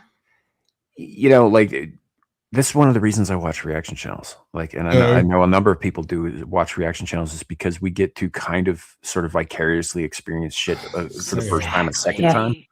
You're a heartless space horror. You don't actually understand feelings from the human context. You never get over your mouth until you. Anyway, threatened me with a good time. I was young and I needed the money. We're not paying. Anyhow, but yeah, no, it is one of those things. It's one of the reasons that I do like reaction channels, and like I said, it's one of the reasons reaction channels do so well is because so many of us are like, God, this was really cool the first time. I really wish I could fucking relive this, except I can't because it's a one and done kind of thing. But they're doing it, and I can watch them go through the shit that I went through, and it'll be great. Yep, that's exactly it. That's exactly how I feel. Yeah. It's kind of the same as what you used to do. A lot of people used to do. Like, I love this. You have someone come over and you watch together, and you're, you watch them. You watch them to see what they think. Because it's reliving it. It's sharing it. It's a lot of us don't actually. I guess a lot of reactors don't actually watch reaction channels. I do. I enjoy that. I enjoy it a lot. So I feel exactly like you do. It's honestly one of my favorite things. It's weird how that works out too, because on this channel, we typically, if I'm not doing like game streams, which has kind of been a big thing lately, we will talk about all kinds of like wild and esoteric shit. And so I stay away from like news and pop culture and stuff on my own time, and I watch reaction channels for fun. That's what I do. You're one of those people. I told you before I was one of those people. Yeah, I'm the opposite of that. I think that's why our dynamic works, because I'm the one that watches pop culture and gaming and news and all that stuff. Balance. Yeah. So it really does. Plus, he's a lot more. So Larry and I run a show together on Friday nights called Abyssal Musings, which is a little bit more pop culture oriented than the Saturday show, which I run with Sasquatch and some others, which is a little more chaos. And you can tell. You're welcome. You can tell which one of us runs which panel, because Larry is a military man, and he's very regimented, and he believes in order. And organized. On the other hand, we'll just start the show and start going and see where it fucking ends up. That's how I stream. On the other hand, Sasquatch, the group of Sasquatch is called a confusion. So I love it. I live stream on Saturdays, and I go for like 8 to 12 hours, and I literally just go in with no plan. Just raw dog it. A lot of times I just play Marvel Rivals the entire time. That's a talent. That's a talent. Sometimes I play other things. Sometimes I have some buddies on, and we play something together. But it's like most of the time I'm just like, hey, I'm gonna hang out. You can hang out with me if you want to. I do not organize. Maybe the problem is that they don't like my variation of Fallout 4.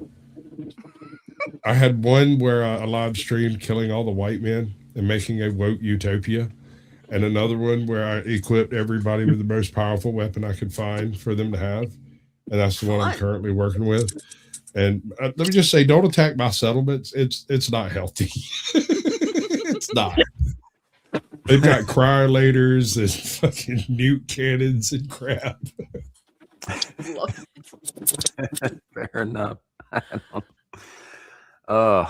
Yeah. No, I just that's what we do though. Like, and I'm very, very happy to have found your channel in particular. I enjoy your reactions. I'm really glad to hear that. Very much. Yeah. It's you know what I think I like most about it is because a lot of times, and where's that echo coming from? Oh, there it goes. So a lot of times, and I do watch a lot of reaction channels, and most of the ones that I've found have been, genuine. There are a few out there who will say, "Oh, this is my first time watching," and they're just doing it for the algorithm or whatever. You can always tell when they're fake. But the genuine ones are a lot more fun, and you're a very personable person, very likable person on screen, and it's just it's fantastic. Plus, you have some insight in there, like not a lot of. I kind of hate to say this, but there are some reactors out there who are genuine about what they're doing, but they're also dumb as a box of rocks. And Yeah. and I don't mean that in like I don't mean to be insulting about that. It's just like Yes, he does. sometimes nuance and storytelling just kind of escapes some people. There is different. Yeah, there's people I think like me who are trying to either entertain or be insightful. I kind of do both. And then there's some people who it's literally they're there to look pretty and go, oh, whoa, oh my Mhm. God. Which, you know what? Some of them have 500,000 subscribers. So, you know, Yeah, I mean, it's your bag, but like that's how do I put this? If you're gonna make reactions with your young and perky tits out the whole time, yeah, it's not gonna take that much to build your channel up. I'm sorry, it's a fact. We all know this. You know, No, Sam, I will not give you my OnlyFans. Stop asking. Yeah, so it's I'm glad to hear that. It's like sometimes people don't like. I get a lot of you talk too much. Stop showing so much of you. Show more of the movie. And I'm like, number one, do you not understand how copyright works? I show more than 4 seconds of film footage, I'm gonna get hit. I get hit sometimes anyway. You know, for very little. It's like that's first of all part of it, but also not to be egotistical. But if you're here for a reaction channel, you're here for this. That's what Right. this is about. Right. You don't have to like it, no problem. But Get you a shirt that says my eyes are up here. But that's I have a Labyrinth one. If you've ever seen Labyrinth, with the door knockers, and it says, "Don't ask us, we're just the knockers." Right here. It's one of my favorites. But yeah, it's yeah, and some people always think you're lying. I got a comment the other day about how I'm a liar because there's no way I haven't seen this and everyone's seen this. The movie was Weekend at Bernie's. Oh yeah. Which was great, but you think if I'm willing to lie, I'm gonna lie about Weekend at Bernie's? Right. If I'm gonna lie, I'm gonna say, "Oh, I've never seen this MCU movie before. I've never seen this Disney movie before. I've never seen Star Wars." I mean, I lie Have you about seen that. Ski Patrol? I have not. I don't believe I've heard of it. All right, so Ski Patrol itself is not a very great movie. But it set the stage for all of the 80s, like, it's shiesty chicanery Porky's on a stuff that mountain. happened. Yeah. Well, I mean, It broadened the view of nerds.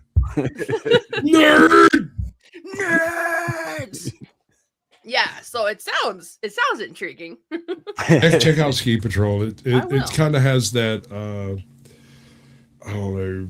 Porky's is good. It has a Porky's kind of vibe, but it's on a mountain in fucking Colorado with a bunch of rich kids. Just that 80s raunch and do shock value stuff. It's like Caddyshack on a mountain. Yeah. I like the sound of that. Yeah. So that was but yeah, that's what honestly part of the reason I came for the mutual subscribership, and then I stayed because of Ginger Snaps, and I'm glad I'm still there because you're fucking awesome. Well, thank you. I very much enjoy your channel. I enjoy your reactions. I enjoy your insights. You're just joy to watch. Thank you. Have you told her your real internet yet? Your real email? No, we hadn't. I think we're connected on Twitter, and that was about Let's it. get one more reaction before we go. But hey, wait, Sasquatch, I have to point this out.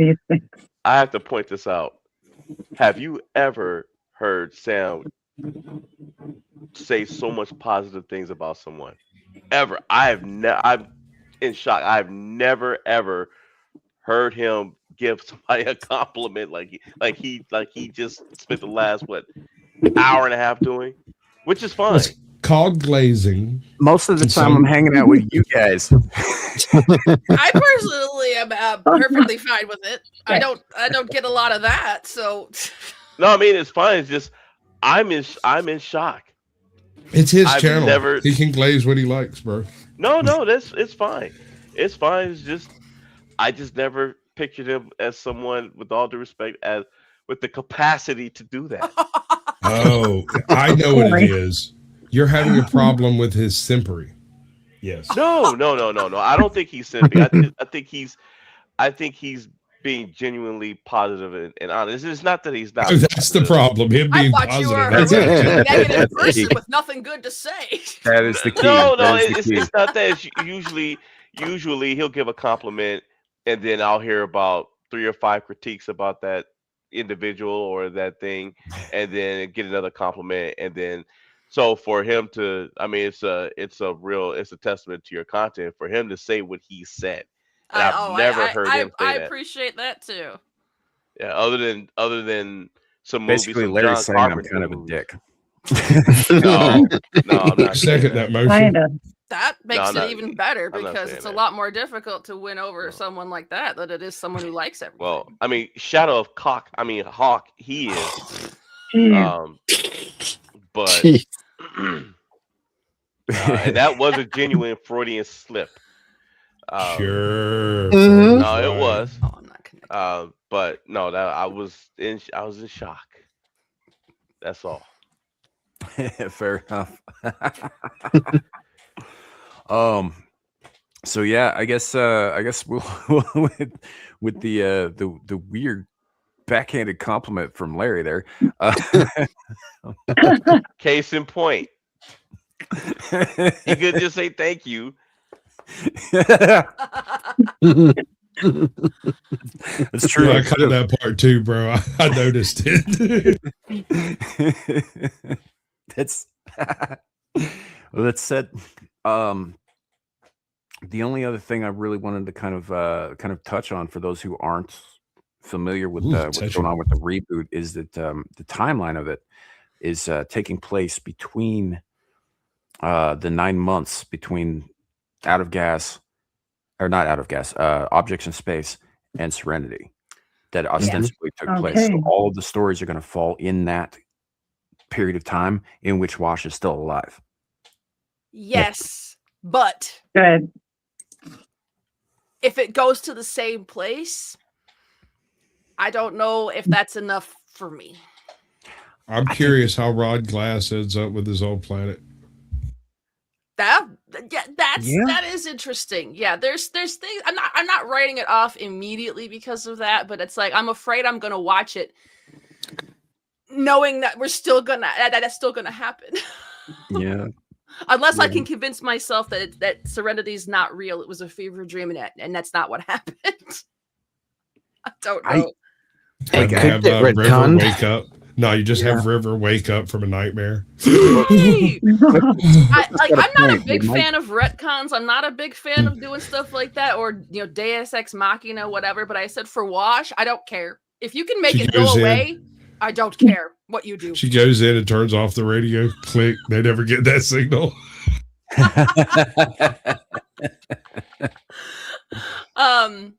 Yeah, I feel like there is things. The problem is with that is like with anything else. There's things they can do. There's things that they can make that it could be very good, but it could be absolute garbage.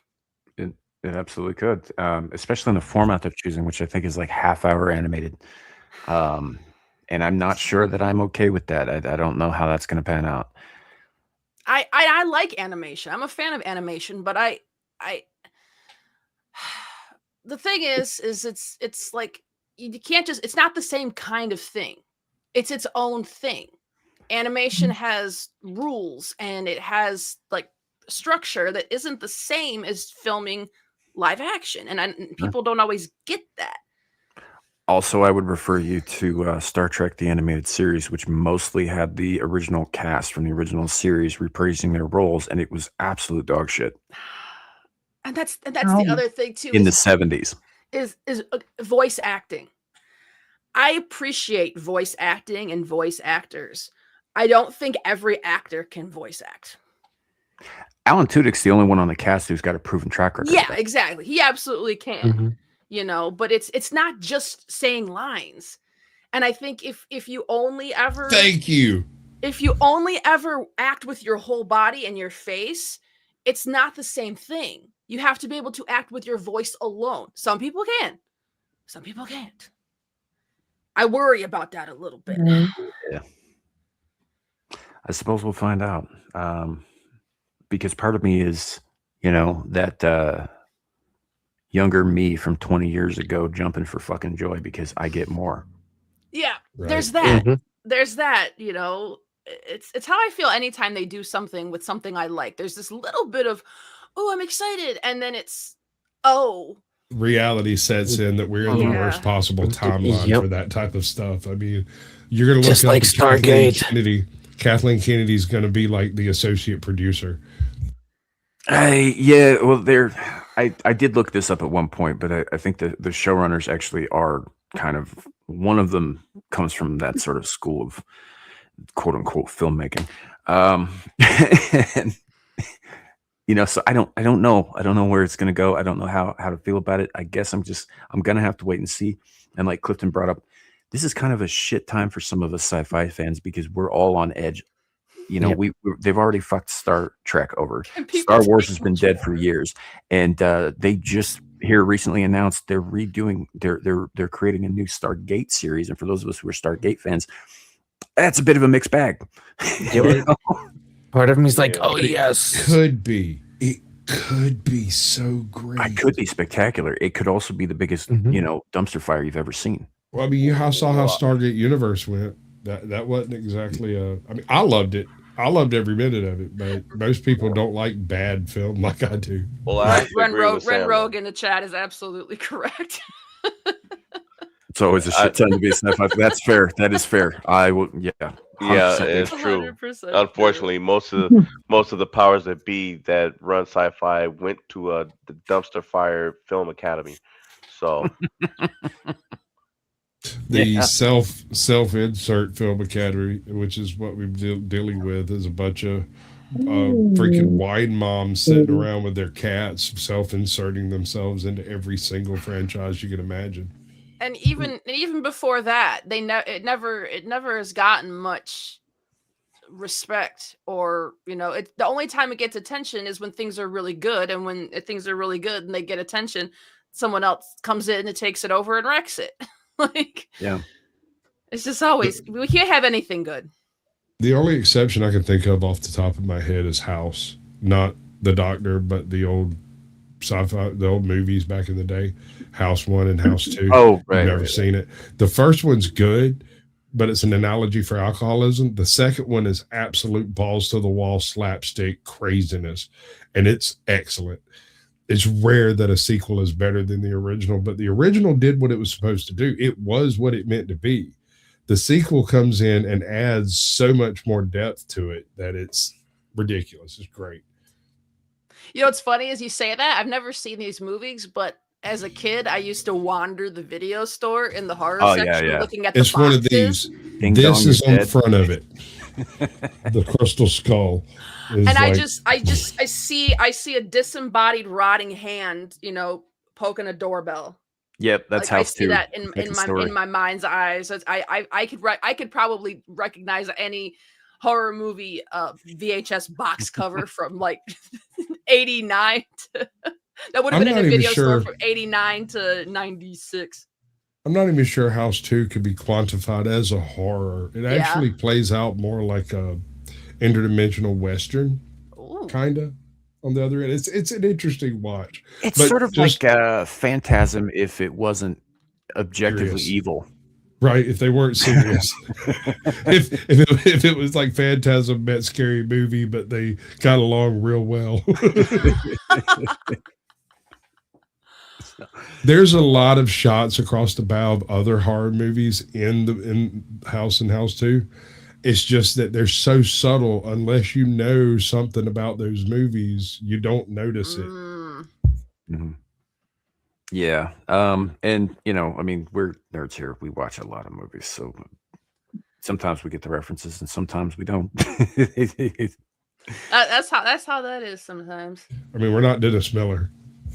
No, I do not have that man's steel trap of a mind that no detail escapes Dennis Miller.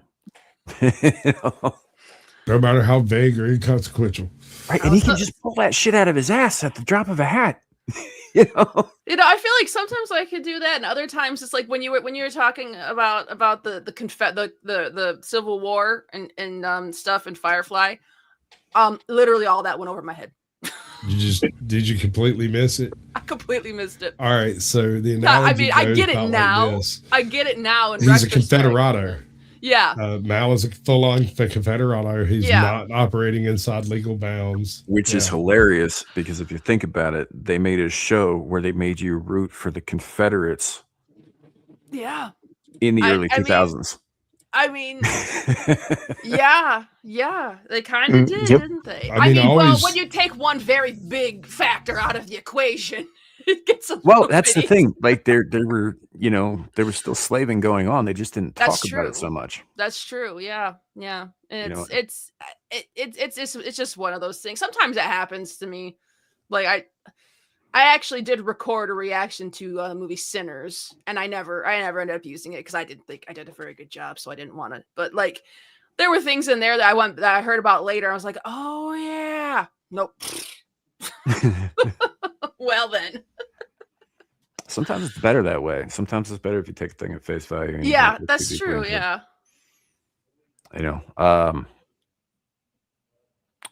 Get Out, for example. If you don't think about what they were actually trying to do with that movie and what they're actually trying to say with that movie, it's a much better movie. Is that right? Yeah. I never ended up seeing that because I heard literally the whole story and everything that happens, so that kind of made me not want to not bother seeing it. That's what happened with me in Game of Thrones. I didn't watch any of it for that exact reason. But yeah, no, I think Jordan Peele's much better at sketch comedy than he is at horror. Absolutely. I don't find him impressive at all. He's very funny when he wants to be, but he doesn't want to be. Yeah, he just wants to make everybody suffer through whatever fucking issues he's got. So, but that said, I think we're probably going to close out. We're coming up on 2 hours here, and I think that's a pretty good length of time for a discussion of this nature. Sometimes we go, obviously, on the Saturday show, we will go as long as we need to. We had a show that was 5 hours once where we were breaking down some interesting media. Most of the time, it doesn't go that long, but like I told you, 8 to 12 hours every Saturday for me. So it's yeah. Yeah. No worries. But yeah, is that all live, or are you spending that time making videos? No, I'm live. Wow. Mostly just playing games, and it's not because like I feel like I have to. That just the time just goes. That's like my day off. That's like my time to hang out with my community, my friends and stuff. So it just ends up going that way. Indeed. But yeah, no, this was good. So I wanna thank everybody for coming out for this special in the daytime, which is not a thing I do. I don't do daytimes. I shouldn't even be like. I should have been at work like an hour ago. I wish I told you it could have been later. No, it's fine. That's the problem. Is that your thing's on Saturdays and so is mine. Yeah. It works. It worked out today. I ended up taking the day off. I got some other errands I got to do later this afternoon, and I can also do some more streaming later tonight. So it works out today. But we were down to the wire. I almost didn't make it because I have a very hard time getting up this early. I work nights, so I just stay up late. Yeah, it's a whole thing. But what I do want to sleep, and why do you do it? I don't know. I do it when I can, but it's often not enough. No. So I'd especially like to thank Abe in the chat for getting his times mixed up. And Abe got here on the panel. Now Abe's got us. Right. So everybody you see on the panel here today, their link to their YouTube channel is in the description below, except Larry's because he was kind of a surprise pop in, but I will add that later. And all that. So definitely go check those out. And let's go around the horn, do the outro thing. Clifton, what do you got coming up? Where can people find you? I think the next thing coming up is over on Brandon's channel, Brandon the Anime Guy's channel, Anime 101. It's takeover time on Saturday, so that's going to be a lot of fun. And then on Mondays, you can find me on my own channel. So, all right, cool. Yeah. Appreciate you being here, man. Aaron Laura, your turn. Yeah, thanks for having me. You know, it's been a long time since I've seen the show, so I appreciate all the insight. I've learned a lot, guys. You know, a lot of things I overlooked and just didn't remember. I am both very hesitant and excited Do you have the DVD release? for the show. Pardon? If you have the DVD show, you can see Nathan Fillion's tattoo of a little devil on his left butt cheek Oh, at the end of The Lassiter. you know, that's what I really wanted to know. I was going to ask that next, so thank you. Mm-hmm. Yeah, that's in the episode trash. Yeah. Okay, but yeah, so I'm hesitant, but I'm excited. So we'll see what happens. I am Erin. You guys can usually find me up here on Friday nights and Saturdays in the chat, and that's my outro. All right. Thanks for being here. As always, it's Caucasian Sasquatch. Shill your What I shit. do? Oh, my shit? All of it or just some of it? You want all the things? I'll give you all the things. Check it out. Do all the things. So, I don't know. on Saturday, I'm here with the old curmudgeon dude up yonder, Samuel the Infamous over here. He tortures me with various things he finds in the world. Glorious. I really don't like it. I don't know why I participate. On Sunday, I do the Blast Radio. It's Captain Curmudgeon. I'm his producer. He tells me what to do. It comes out the way he wants to. It's great. On Tuesdays, these are almost all 8 p.m. Eastern, except Sam because he's weird. On Tuesday is I do the Naughty Corner with AJOT, where we go find a cop that did something wrong, a person that did something wrong, and usually some stupid pet somewhere that's doing something wrong. It's the Naughty Corner. You probably deserve to be there. If I have a guest for Sasquatch Shills, that happens on Thursday at 8 p.m. Eastern, or whatever time they get ready to do it. That's how that works. And then I'm either on Powdered Dusty's when he's live as his backup producer, and I'm taking on a position with Chuck in Tennessee, who's doing a AA recovery type thing in conjunction with some panel type stuff here. It hasn't been hammered out. There's no solid anything there yet. It's just recovery, Alcoholics Anonymous, and friends. I don't know. Thank you very much. Yeah, that sounds enticing as hell, the way you put that. Yeah, Lawrence Knight, what do you got going on? All right, so you guys, as you know, you can see me right here on Sam's channel every Friday night on Abyssal Musings. As for mine, I am currently right now searching for a new platform to use. I was using EVMooks, even though my streaming was sporadic, but with what I want to do, now that I know what I want to do, I quickly found out that EVMooks is not the right platform to use for that. So I am currently searching for something else. OBS drives me insane, so I don't want to use that. But I take it, Caucasian Sasquatch. I think I probably need to message you offhand. I think you might be able to help me with what I'm looking for. I don't know. What do I do? I'm just a guy in a swamp out here with a big beard. Call myself a Sasquatch. I might help. I could if you ask. Just let me know. And I'm just a black man in the middle of nowhere in northern Ohio. Sir, I can't control what you do when I'm not around. Farms and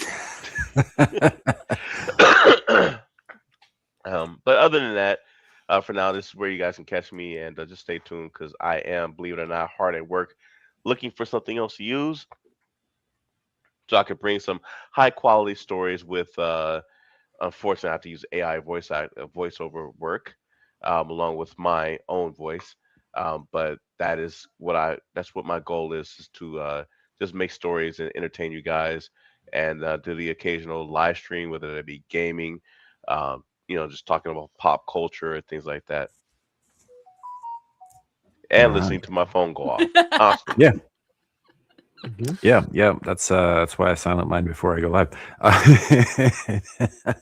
All right. That brings us to our guest of honor, and I say that with I mean that sincerely. Rhetorical thrill.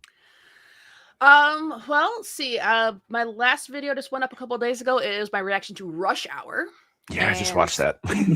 Yeah, that was a lot of fun. That was very enjoyable. Coming up next, always assuming copyright doesn't screw me too bad. Monday's video, the next one is going to be Maverick, the Western with Mel Gibson. Nice. And also a lot of fun. And then let's see, the rest of this month will be the whichever movie wins the poll over on my Patreon. I do a poll about every month where I just pick a random year. I go find the movies that I haven't seen from that year and make a poll for Patreon members, free ones too. So there is that. I think it's looking like it's going to be A Few Good Men. I have to double check to see how the poll ended, but it's looking like it's going to be A Few Good Men. And then the 420 apparently falls on a Monday this year, so I think I'm going to have to do Up in Smoke for that. Just seems too perfect not to. That's fair. So I'm taking it a little bit easy. Doing the Firefly videos as a second upload every week was really like good. It paid off really well for me, but I kind of burned myself out a little bit doing that. I don't think I'm quite capable of doing a long-term double upload a week. So there will be a series eventually. It's going to be Band of Brothers, but I have no idea when it's actually going to start. So Oh, that's a good one. I'm watching it right now.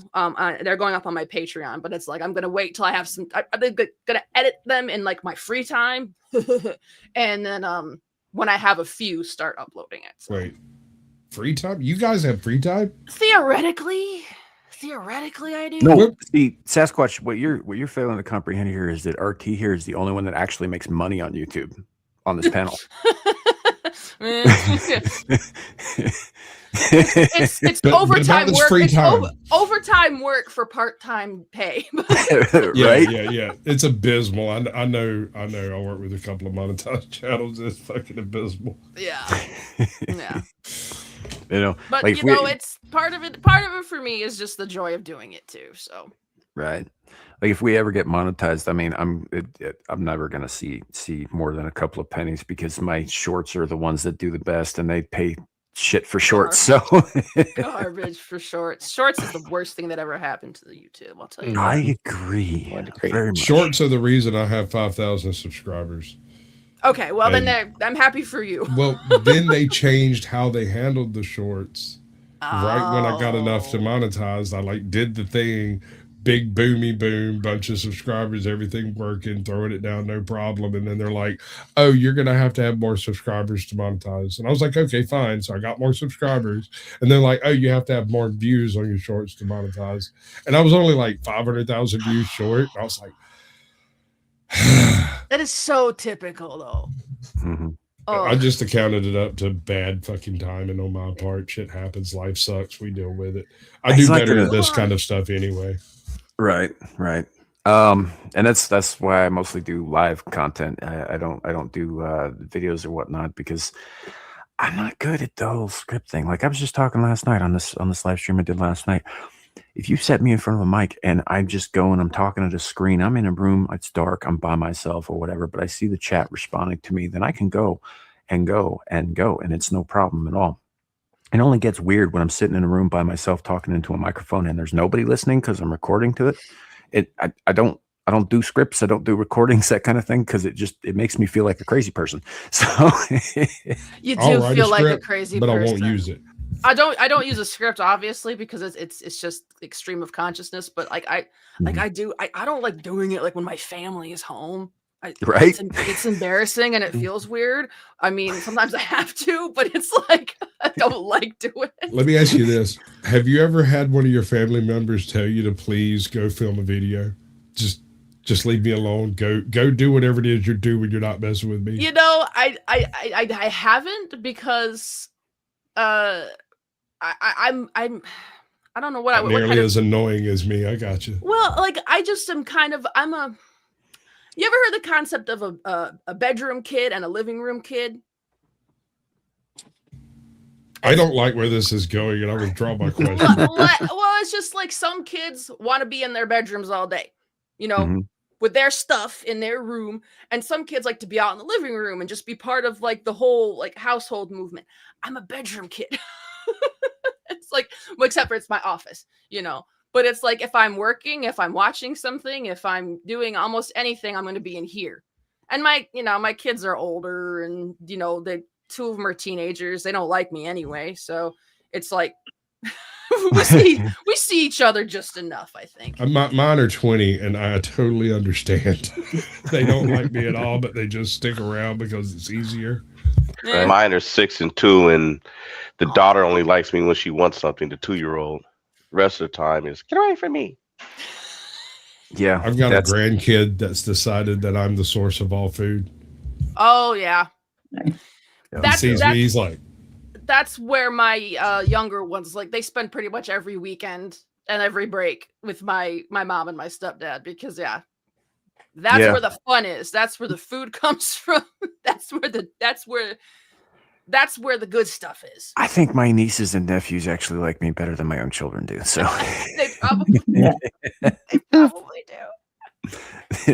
And I don't hardly have anything to do with them because they're not my kids, and I don't really like other people's kids. So it is what it is. But yeah, so I guess to kind of curtail this, because so fun fact about Screaming Into the Void, which is the name of the show we do on the Saturdays. This is how it goes. Somebody says something offhand, and the next thing you know, we're having an entirely different conversation. It's just the way that it is. I will say this, Brick Petitions. I'm definitely not an outside kid. I'm definitely not that. Oh yeah, no, are there any off the property kids? Because that's the kind I was. I mean, yeah, probably, but I was an avoid the hate ball at all costs kid, so I was indoors. The hate ball in the sky. Yeah, that one. I didn't have that option. I'm Ginger. Just step outside and burst into flames. Not worth the risk. Basically, yes. I wasn't going to do this. I wasn't going to do this, but you had to go and bring it up, didn't you? Oh, fucking Ginger!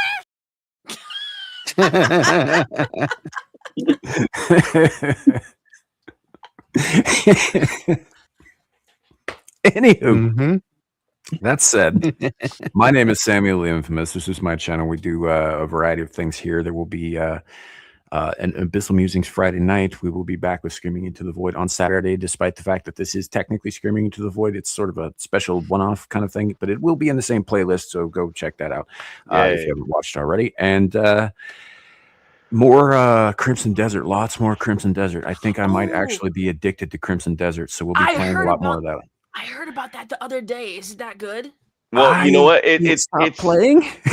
Well, here's the thing. It depends on who you ask. Everybody loves it, but the controls, genuinely, the controls are not easy. And so while I know people like Sam that love it, they've been adjusted significantly with updates. I know someone that on X this morning, I could tell she's on the verge of going full She-Hulk out of rage because every little thing about it is getting to her. So it depends on who you ask. I see. Yeah, I'll keep an eye on that then. I'm enjoying it, and they've done several patches that have actually fixed some of the controller issues in the last week. So actually doing what the fans want. What a concept, right? Right. Korean companies, obvious losers. And on top of that, it's April Fool's Day, so it's only going to stick for a day. Right. That's true. But yeah, there will be a lot more Crimson Desert, probably even later today, just because, like I said, I can't stop playing it. But the first step is admitting that you have a problem. And unlike my friend, the Renaissance Nerd, I can admit that I have a problem. So that said, stick around. We do all kinds of stuff on the channel, and we'll see you all next time. Thank you guys for being here. Thank you to every member of the panel, particularly Rhetorical Thrill, for being here. This is fantastic. I enjoyed this discussion very much, and I hope to do it again someday soon. Yes, absolutely. You've been a fantastic guest. These others have been around long enough for me to tell them to go fuck themselves. And I think they're a great panel. I had a great time. Thank you. I appreciate it. Give me a chance. I can disappoint you eventually. So, but that said, thank you everybody for hanging out, watching, and all this stuff. Pass it around. It's a good show. Good show, everybody. That said, remember, it could always be worse. It could be raining flaming cobras in Minnesota. Have a good night. Bye. Bye bye.